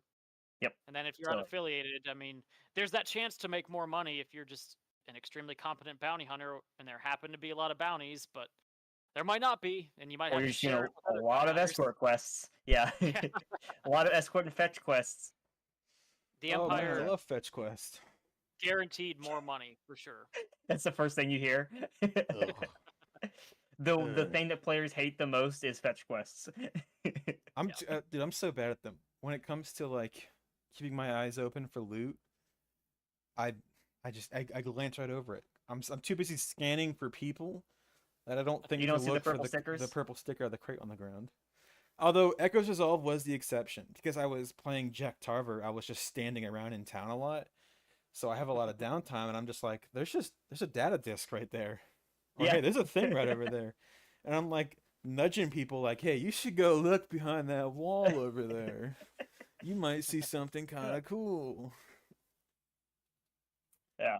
I'm assuming Justin covered Imperial payroll and how they make more Yep. money. Yeah, And I the heard he- Imperials That was make the more whole money. thing, pretty Yeah. much. Yeah, And then More he money. also pays his personal guard like an extra 1,000 credits an event. So I'll send you the I'm sorry, invoice what? for that, Justin. If you can back pay me, I'd appreciate that for Florida. that's one of the things that I get before event is I get from 6mm Mando. He'll go, "Hey, I need the starting credits for the faction." I go, "Dang it, I gotta go do math." And the Empire has significantly more than everybody else. As it should. They should How have often per more of event do we every have to resource. call you and ask for more? Yeah, I got better where start sending more credits as I find them. But yeah, Mhm. that's Um, always a call I get for the Empire. We need more money. Dang it. Pretty much. something I've Payroll wanted happened to- when Rain Cloud shows back up. Something I've That wanted has to happened at talk least to you once. both about was force multipliers. I know that's Mhm. something that we've tossed around a lot and gets hypothesized about quite a bit because even just having the slight numbers advantage doesn't really fully reflect the weight of an entire Imperial war machine. So if we're willing to get in some of the speculative territory, I'm curious if Sure. you guys have any ideas or have been kind of working on or planning anything that could work as a Imperial force multiplier for the players to give them that feeling of the weight of an empire behind them. One that we tried uh Echo's Resolve, I'm not sure how well it functioned. I feel like there was a lot of confusion around it. Was more spawn points for the Empire versus the other factions, Right. and it's something I didn't hear a lot about after the fact. So I'm not sure if people realized that that was an option. If they held a control point, the Imperials could respawn there. But stuff like that, where it's you get back in the fight quicker, is the kind of stuff that I try to push for, or they can last us a little bit longer. Because yeah, you're right. The true Imperial war machine should feel 3 or 4 times stronger than what we're able to field. What about you, Justin? Well, and the big thing that we're missing is vehicles, armor, Yeah. things like that. Air support. Yeah. Yeah, we tried a lot. At the first event, Chris did a few tag-ins with a TIE bomber sound being played over the loudspeaker. That was pretty good, but that was like a 1 or 2 time thing. Yeah. It's The effective. Dark hard to do. Troopers, It's effective, Yeah, but it's it's hard to do. costly. it's Costly. costly. So Yeah. 'cause It can be immersion breaking if you're not careful with it. If I you feel don't like do it that's the right, yeah. least immersion way, breaking way of doing an airstrike is because I'm a big lover of airstrikes. Yeah. But a lot of times they have to be notional because we don't have an actual TIE bomber flying overhead. Yep. So someone blasting a speaker, yell bombing run, and because he was pretty fairly chucking. I got killed by him twice, and I'm telling you, he threw Yeah. them fairly. So And those tag-ins are pretty loud too. You Yeah. hear the sound of the TIE fighter, and then there's an explosion. It's Yeah. not That's bad. the best way to. That's the better way to do it. Yeah, if it has to be done. And I had been working on something similar, as like a base defense back when the Imperial base being attacked was a big problem. I was trying to make it more dangerous to attack the base, but then tag-ins just started getting impossible to Yeah. procure, and I kind of tabled that idea. We've also had, the Dark Troopers were great because technically it's a trooper, it's not a tank, but it's like having Yeah. armor support. The Mhm. problem is we've never had a dedicated player to play that the entire time, so And, most of the yeah. time you just don't have that support and you can't count on it. Tanks, if I had a nickel for every time somebody had said they were bringing a tank to Galactic Civil War. We've had and that's no slight against anyone who started one of those projects and not finished it, but every time it's been a start and not finished, it's just making a vehicle and bringing it, several states away, and it's more expensive than everyone then there's expected it to be. insurance, and Yeah. It's a whole Yeah, whole process. it's tough. We do currently have someone in the community. I really do not want to talk about it much because, again, it's still early. But we do have someone that is working on it. Is posting regular updates. Is it going to happen by Yeah. next event? One day we will have a vehicle of some sort. Yeah. Like Um, I see it. Sometime we will. Whether or not it will be an Imperial or if it'll probably be an Imperial of some sort. But It's a I tough know balance. there's enough stuff out there to make it. It's just the matter of making it Yeah. and bringing it to the event Bringing is the it. biggest thing. Yeah, and bringing Yeah. it is a huge deal. I would Because I know say- for I do World War II reenacting as well, Yeah. and our group has a Jeep. They're actually in the process of rebuilding a second Jeep, and that's the biggest headache we now have. Is the first Jeep fits in the horse trailer, and we can take it down. The second Jeep's not going to fit in the horse trailer with the Yeah. other one. So how do we Okay. get both of them to an event? So that Yeah. we have a guy that brings armor vehicles for the Axis guys, and he has to have a whole bunch of people helping him because it takes 3 trucks to bring all of his stuff down for the cars and the vehicles and such. And so you end up with a lot of logistical nightmares when it comes to bringing vehicles. Right. And I think, As cool it would be, it's going to be a process. and in your World War II reenactments, you're not going to see They're game changers. modern vehicles. Oh, yeah. And we kind of want the same thing where we don't want someone just pulling up on Mhm. a golf cart or a dune buggy. Yep. A Humvee we could maybe make work, but I think the big thing too is most everyone here would agree, and I think from the Discord would agree too, that if we had to choose between not having vehicles or having not Star Warsy looking vehicles, I think most of Yeah. us would just choose not to have them. Not to have vehicles. Yeah, Like- that's the way I would do it. You would have if you're going to do a vehicle, you have to do it right. Otherwise, Yeah. it's just going to be weird. It's not going to feel right. Yeah. It's going to annoy the players. Yeah. Now, obviously, the standard's Yeah. not too high because let's be real, you're not going to make it look like it's hovering and still have any amount of ground clearance whatsoever. No, and you're not going to have like an No, ATST you'll or never. anything. Yeah, and Yeah. we're not getting any Tracked vehicles ATSTs. do exist in the Star Wars Mhm. universe, including Imperial vehicles. If you have something that's a big metal box that looks like armor Yeah. and is not recognizable as a modern Yeah. vehicle, that's a huge step in the right direction. Andor Mhm. gave us those little speeder trucks that had the turret on the back, and I think that's probably the Those were closest pretty we're gonna cool. get. Mhm. Yeah. You know, and I'm sure something could be done with a Humvee or maybe even a van if you're willing to do weird things to the body and cut it and mess with it a little bit. Weld plates onto the side or Yeah. something like that. But So something definitely could be done there. And I've always, uh, in my head, played with the idea of we've ever had a permanent location that was like our GCW location. I would love to build like an ATST out of a tree stand that's like permanently under maintenance, but the gun still works, so players can climb up there and hop on like a mounted gun and be fully protected on all sides. Could be cool to act as this like nice set dressing, nice prop, while still being a functional, useful force multiplier. That would be a daydream. And our own Yeah. field, the Imperial base on that sucker would be amazing. I know. That'd be the first thing we'd all start building is the Imperial base. Of course. Hey, the rebel base can be a bunch of tents and sleeping bags and hammocks in the tree line, and that's accurate. We're Yep. good to go. We don't Yes, deserve nice absolutely. things because we're not going to be here long. We're all, pathfinders. all of the rebel camp fits in Callan Yeah. Callan Anders' trunk right now, so it could still do that for a while. And you know what? As it should. We are pathfinders. We shouldn't have a lot of like Yep. hard sustainment and things like that. It should be every pathfinder's campus what he carries on his back.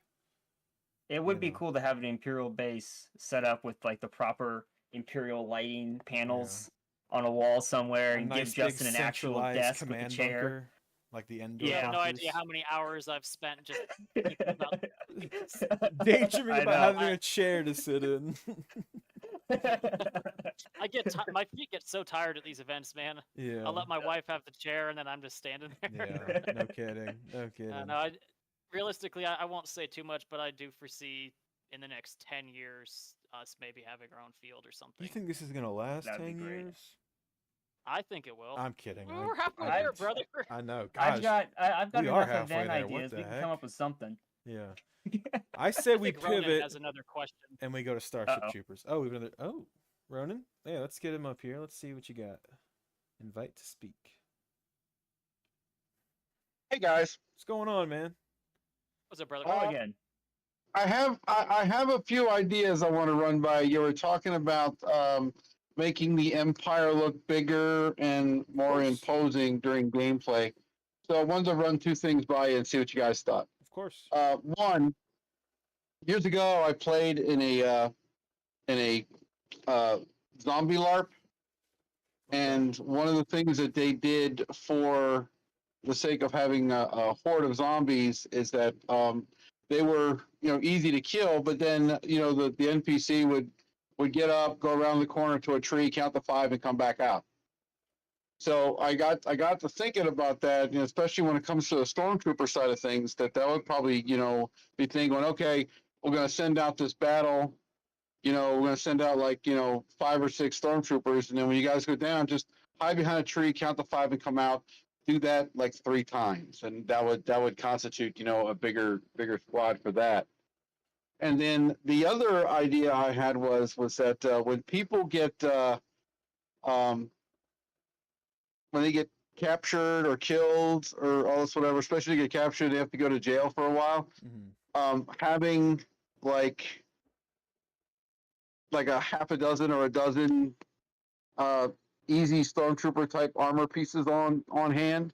Say, hey, to constitute you being in jail for the next hour or something, play one of our stormtroopers and walk around town 2 at a time and all this whatever.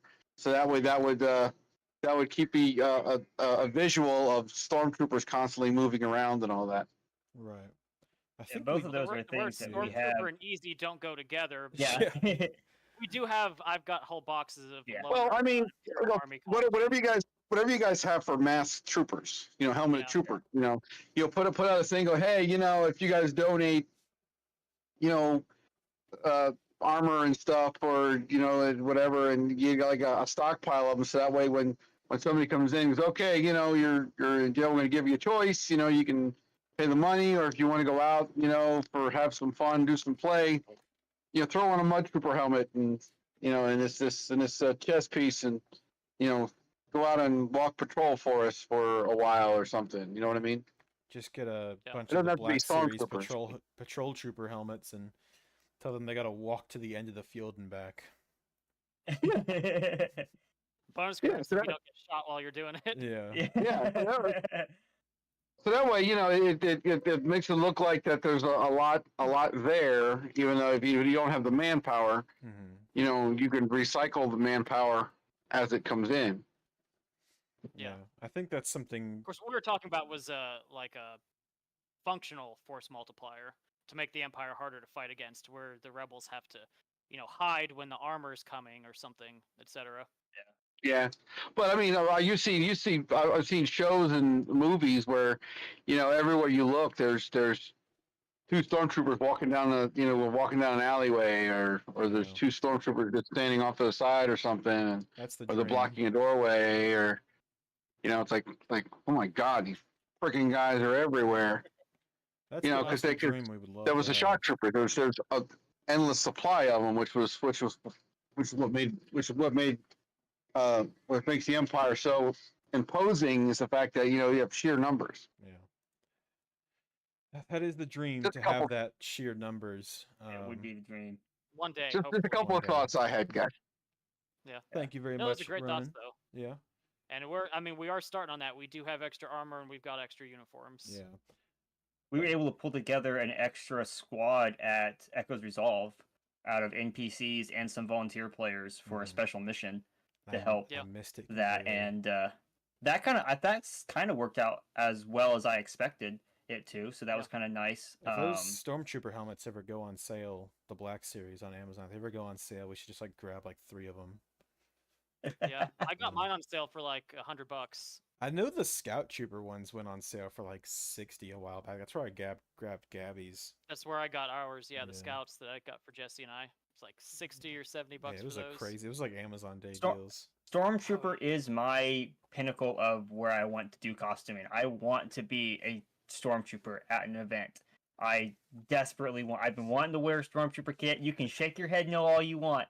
It has been a dream of mine since I saw the movies to be a Stormtrooper, and I will get one of these days and be a faceless Stormtrooper for a while. I want the full Can I Mud offer you Trooper faceless scout trooper, perhaps? kit. Yeah.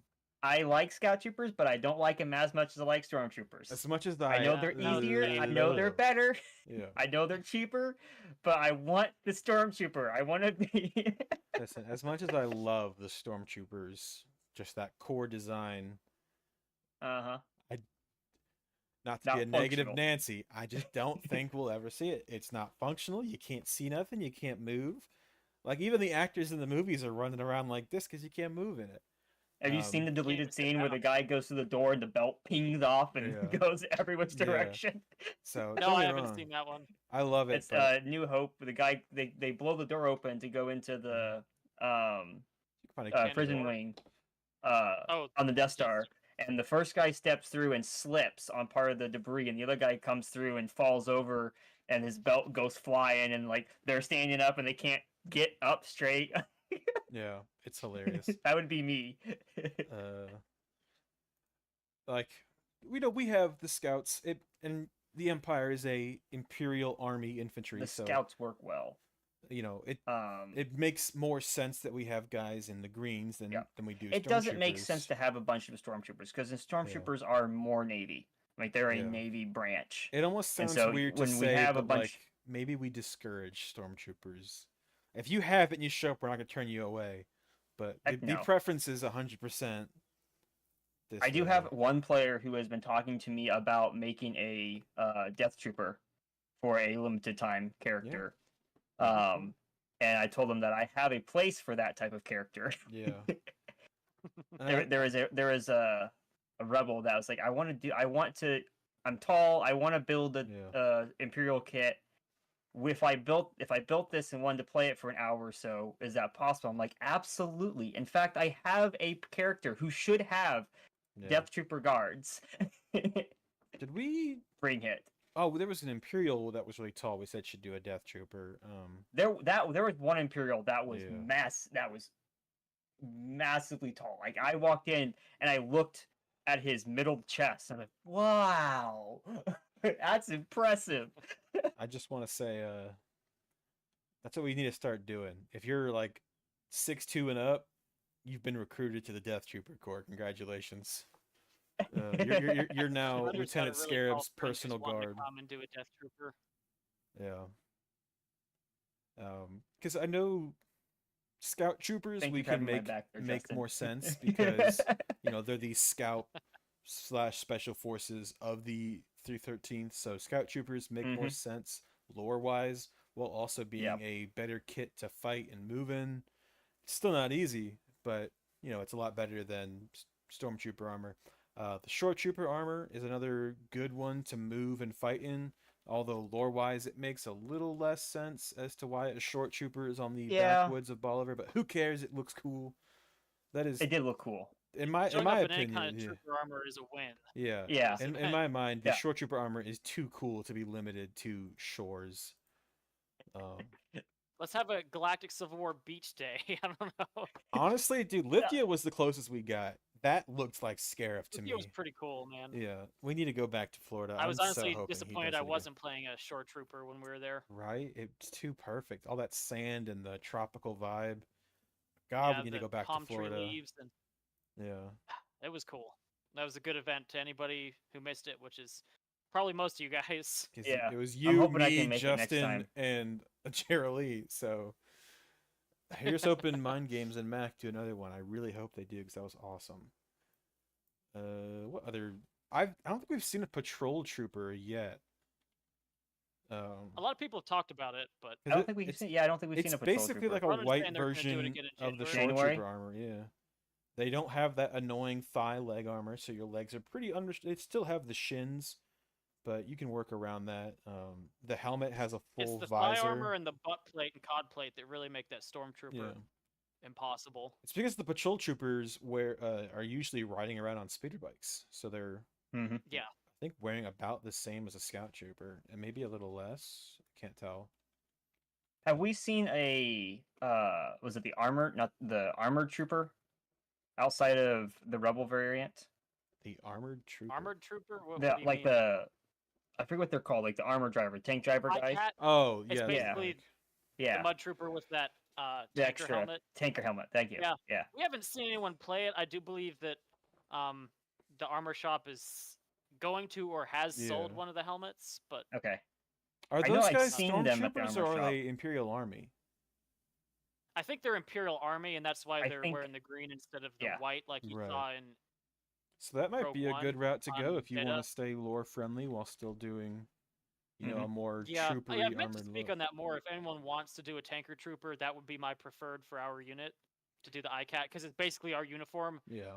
with a trooper helmet on it. And I Yeah. think the guy that's working on the vehicle, I keep being so vague as if I'm sure he has no problem with us saying his name, but I also don't want to be too specific in case things fall through. The guy making the vehicle, he mentioned that he's going to get ICAT helmets for when they're Yeah. driving. Ronan said January. So is that confirmed that Mind Yep. Games is doing another Star Wars event?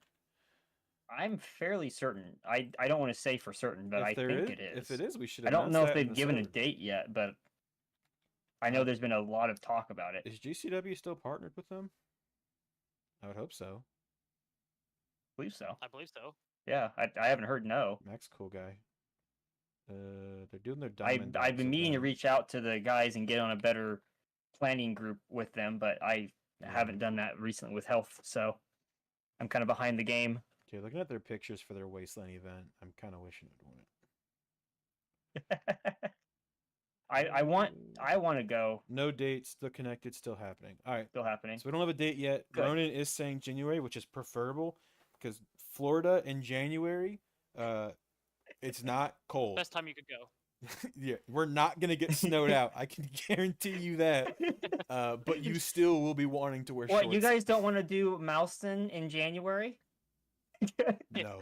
If getting there wasn't an issue, I would be so down, brother. Dude, we were talking about that at Fanboy about how we would love to do like a legit snow event, but Oh, the it'd be issue fun. is going to It'd be be so getting cool. there. Because I would love Yeah. to do a Hoth Trooper, a Hoth Rebel kit, you know. There's a bunch. I know a bunch of our guys have them. Like a couple of guys showed up at a couple of the Battlefronts with Yeah. their Rebel or Hoth kits because they wanted to Yep.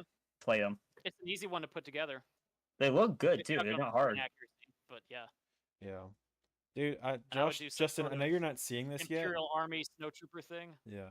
What's that? I know you're 'Cause- not seeing this yet, but our Josh, your Imperial Cook, just signed up for the gold level Patreon. So he's now I Wowzers. think it is the gold level. I don't remember what the tiers are That called. Imperial Cook needs a promotion. Yeah, and Yeah, he he's just putting it out bought there. Paying himself. for the Patreon does not Yeah. get you promoted in game. No, it does not. In-game upgrade. But he did just buy an AAP, an Ace Tech tracer unit, and the SC-14 kit from DT Blasterworks. The cook is coming armed next time. Dude, he's cooking. He's Although gonna I have more think than he, one spatula. I think unit I'm to be looking at armed, his so we order know. summary. I think he ordered the wrong tracer type. Uh-oh. So we might need to get him on Well, that. maybe that could be fixed. Yeah, he and I had talked about that at Fanboy. Right on. So Josh, good It- on you. I mean, Chef, Again, it's whatever your cool. character's Chef name was. Dugan Carter. Yeah, it's really cool That's his having old an character. Imperial. I thought it was the same guy. The Imperial, like you don't just have our military guys. You guys have cooks and radio operators and medics Yeah, and dude. stuff in there too. It's just fun. Listen, every have a rebel lot, is yeah. a rebel, Yeah. but every Imperial can be the PX guy, the radio technician, the medical officer, the freaking vehicle The droid driver, the technician. droid technician. Droid tech, yep. And that's another thing that the Empire offers you is that freedom to also it's job speciality. you would kind of expect it to be reversed, where I'm joining the Empire, I'm just gonna be a grunt with a name and a number. Like, no, you still get to make your character. Now, within reason, droid technician Sloan is still gonna be part of a team doing trooper movements, but he's also got a droid he's technicianing on, you know. Whereas if you're a rebel, And a you're mother part of gets the your rescue. 41st Pathfinders. You're a Pathfinder. Like, hey, you were a freaking poet before this. You were a scrapper. You were a pod racer. Hey, cool. Grab that blaster and go get on the front line. Yeah. Dig the trench. Now that you mention that, and it get is to kind of fighting. interesting how that is reversed of what you would expect. It's the Yeah, needs and of the I do rebellion. want to say that all those special roles that we have, you know, Yeah. those were players that like came to us and asked like, "Hey, can I do this?" Mhm. Yeah. So if anyone out there wants to do something that's, you know, a little different than just a generic trooper, you know, let us know and we'll work that out with you. Yeah, always maybe reach not out The beforehand. next Grand Admiral of the fleet, but you know, Yeah, if you want to be a technician or whatever. yeah. Yeah. That's the fun part always of it's reach a out LARP. first. It's not an airsoft first, it's an LARP first. Yeah, so that Yeah. means you can't show up in your Yeah. own ranks. Ranks are earned and given out by the admin team. Like I worked very hard for this. Correct. I worked very hard Yeah, you for did. this. I worked very hard for mine. Unless you're an whatever it is. admin, then you can just say you're whatever. That's what I did. Who's gonna argue with me? Justin just declared himself That's colonel. allowed. Who approved that? Totally. You know, that's what I want to know. Who said Ben could be a commander? Ben did. I'll have you know I demoted myself. They wanted me to be a general and I said no. Yeah. Yeah. I said that was too high of a rank for the kind of ground movements we were doing, and then it needed to be something smaller. I appreciate that. Maybe That's if something we that I get deal with a like lot in 100 reenacting. more. I never thought about that. Imperials. I bet you do. You're telling me Oh yeah, people because there's show up always to a a captain or a reenactment? major, and there's got like 3 guys with them. You're like, why? We're in our squad. We're very careful with our ranks. Like our highest rank is a sergeant because that's legitimately what we can field. Yeah. And then Yeah. that's also the person that everybody listens to. So like the majors are listening to the sergeant and taking orders from the sergeant, and we're like, guys, maybe just change your rank. I always assumed reenactments were way stricter on that kind of stuff. I always would assumed that think. too. But not out. No, it's by unit. Every unit does it differently. Like there's a unit that we play with a lot, and they do their ranks by how many events you've gone to. Oh, And so ugh. most of their unit have been doing it for like 10 years or whatever. they all have like master sergeant ranks. And so like you have an entire squad of 82nd Airborne or 101st Airborne that are all like first sergeant, master sergeants, and you're like, geez Louise, there's not a private in the group. What they're forgetting to account for is the real life attrition rates and casualty rates. So what you should do is you get a rank for every event you attend and never die. Yeah. And every event we roll a dice, and if it's 1 through 5, then you got killed by shrapnel. Sorry, your artillery went off and you died. But if you rolled a 6, okay, now you survived this event, and now you got to go to the promotion board and say the NCO creed, and then you can get promoted to Sergeant Major of the Army for our reenactment. You're putting way more thought into it than most reenactors do out here. That's disappointing to hear. I always assumed reenactors had a higher standard. But the Empire does it best. We have the highest standards. We do things better out here in the Empire. We do. Let's get into our final topic of the night. Nox Prime 2. To roll. The title of the event is Planetary Garrison. Thank you very much. No, Planetary Garrison, as it's been decided, is the names of the satellite events. They're called Planetary Garrison events. Nox Prime is the planet because everybody calls their planet Planet Prime. Because no one wants to say we're at Nox 4. Everyone wants to be the closest planet to the sun. Yeah. No, next, if we host at Sweetwater instead of Predator Armory, it's going to be one of the moons of the Nox system. It could be a different part of the planet, bud. Planets are bigger than one small mining town. It could be a different place entirely. I'm the story writer.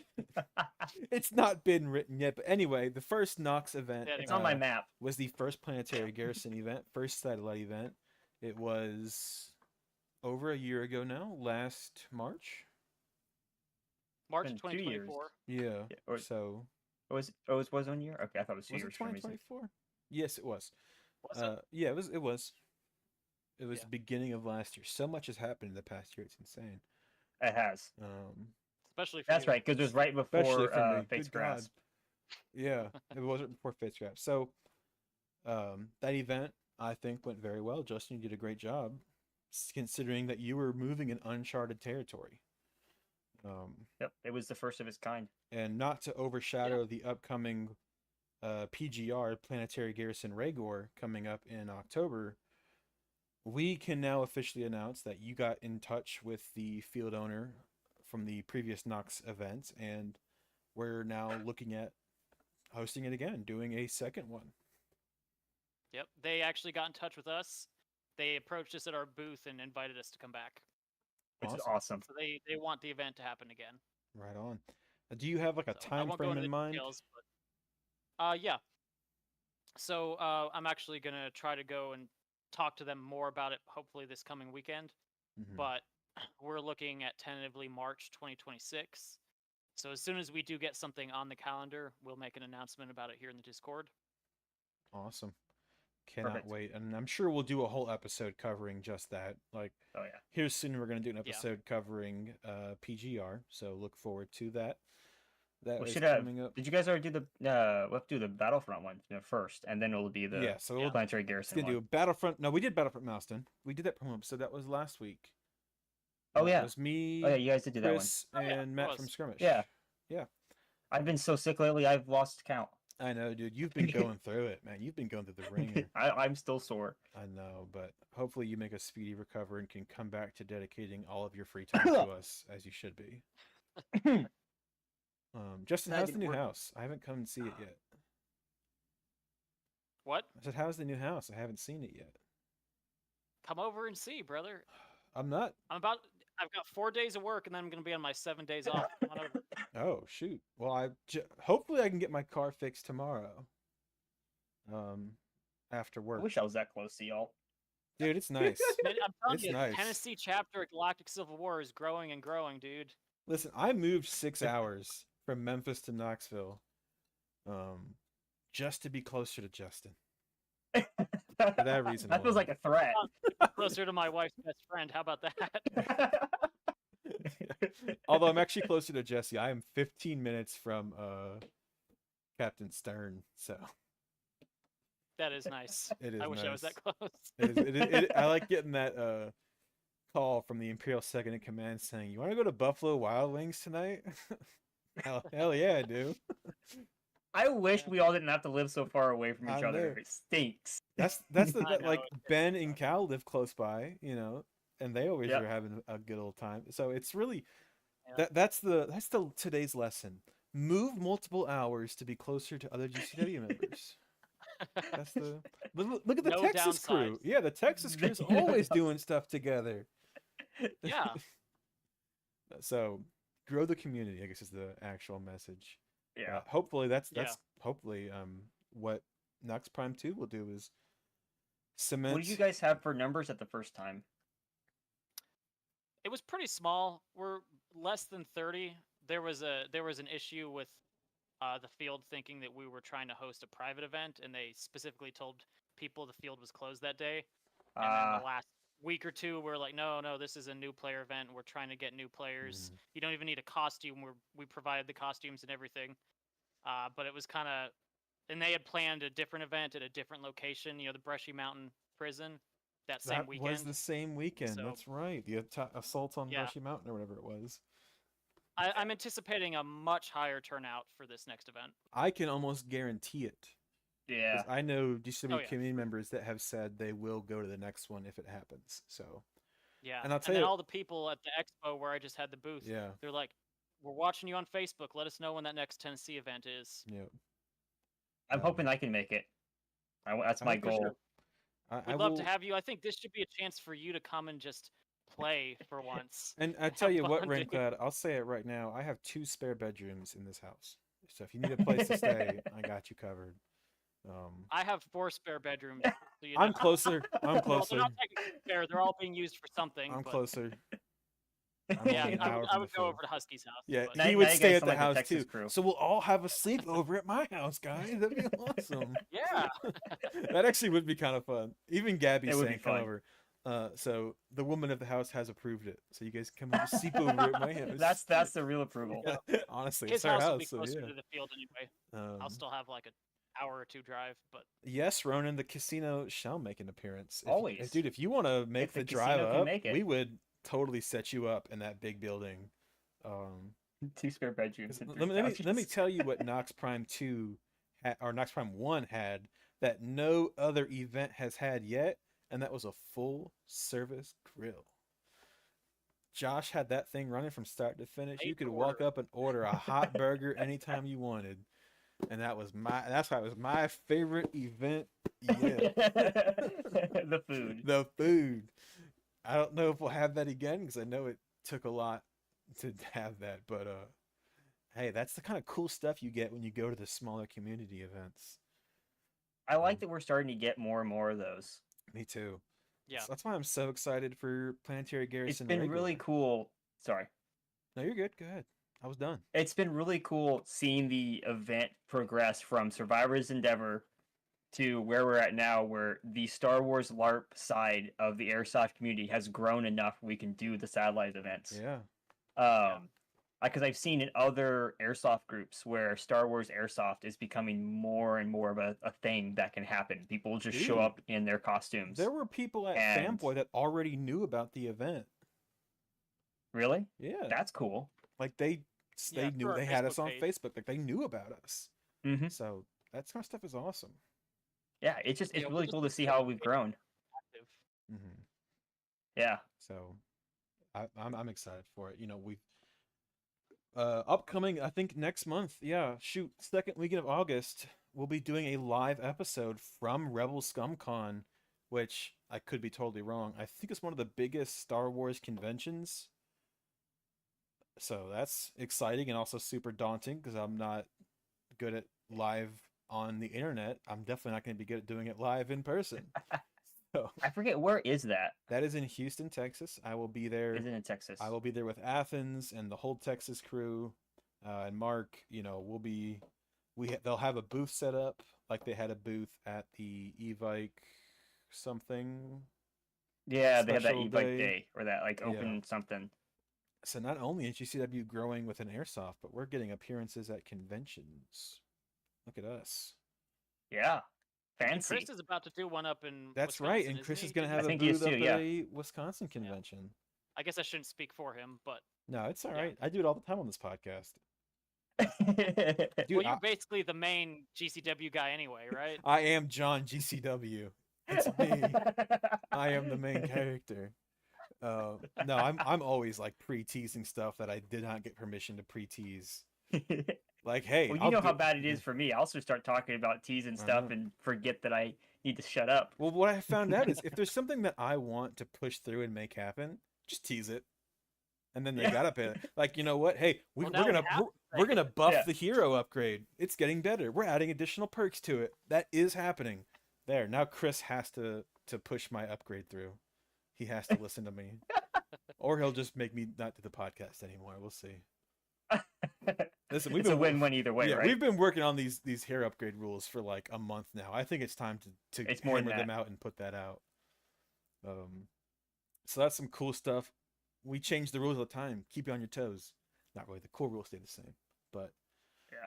We I just keep think- adding to it, yeah, making we it more and more add to complicated. it Like to it's make- not yeah. complicated enough as it is. But here's the thing: you only need to read the rules that pertain to you. All you need to know are the core game rules, the core safety rules, and how your class works. That's really all If we you get need. everybody, if we could get everybody at the event to understand those before 10 a.m., we could actually have a full event. Right. That's the thing. Like, I feel like people open up the rules on the website and they're like, "Oh, there's like 8 tabs. I'm not reading all this," and they back out. First off, most of it is intuitive. It's just clarifying on what ifs and Yep. any hypotheticals. Yeah. But just go to the combat, find your class, read that, read the combat rules if that's something you're going to be doing, or if you're an NPC, don't even worry about that, and just like kind of peruse, because a lot of those pages are kind of bloated. If you were just to copy and paste just the text and put it onto Google Doc, it would be like a page. So don't. I do that. Yeah. I have a binder at every event of the updated rules. I use it for the NPC briefing. Yeah. On that note, I should have brought this up earlier. On the Imperial side of things, at the next LARP event, mainline LARP event next spring, Imperial NPCs are definitely something that I am in need of. I have a lot of Imperial story quests. I just need people to be a part of them. Ooh. So make sure if you have somebody that doesn't want to do any shooting, send them to me and be an Imperial. Well, I want The Empire wants researchers. you. yeah, Yes, I want you. Rank Specifically, five I needs want some. you. I want some good Imperial researchers. Well, we are I'll going to take any start Imperials. wrapping up real quick. How I'm long gonna are we on this say, one? We've been going really good, dude. We're at 2 hours. We've been doing awesome. Yeah. So we're going to start I told wrapping you, up. it's the hardest part is shutting up. I blame you, Always. Raincloud. You make me talk because you talk a lot. So I feel like I need to talk a lot. I do talk a and lot. then I feel bad that I need to make Justin talk more. So then we all just talk more. I do.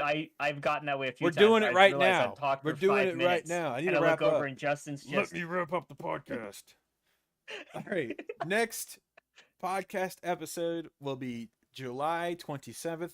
Tentatively, we are looking at doing the Planetary Garrison Rhaegor preview with Athens. And hey, Raincloud, you want to be there for that episode? You want to talk about? Sure. All right, cool. With Athens and Raincloud. I'm much more available next week. It's the 27th will be 2 weeks from now. No, wait, that is next weekend. That's right. No, we're it's doing not. it. We're That's doing next it. week. Yeah, we're doing it weekly to Yeah. make up for the 4 Make weeks up we for missed in the summer. Yeah. After that, August 3rd is our Rebel Scum Con lead up, where I'll be talking with Mark and Justin. You want to be there for that one to talk about booths and events and stuff. If I'm not working, Cool. I'll let you know. Yeah, we're just gonna But I be would be down to do that for you. probably shooting the crap, talking about what it's like to grow the event. Could also do if I can get everyone on board, I'd love to do the Founding Fathers of GCW episode.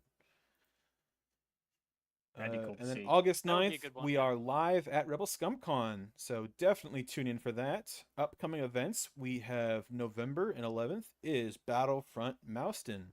We have our teaser episode, was episode 5, so That go was back and October. check that. October is Planetary Garrison Rhaegor.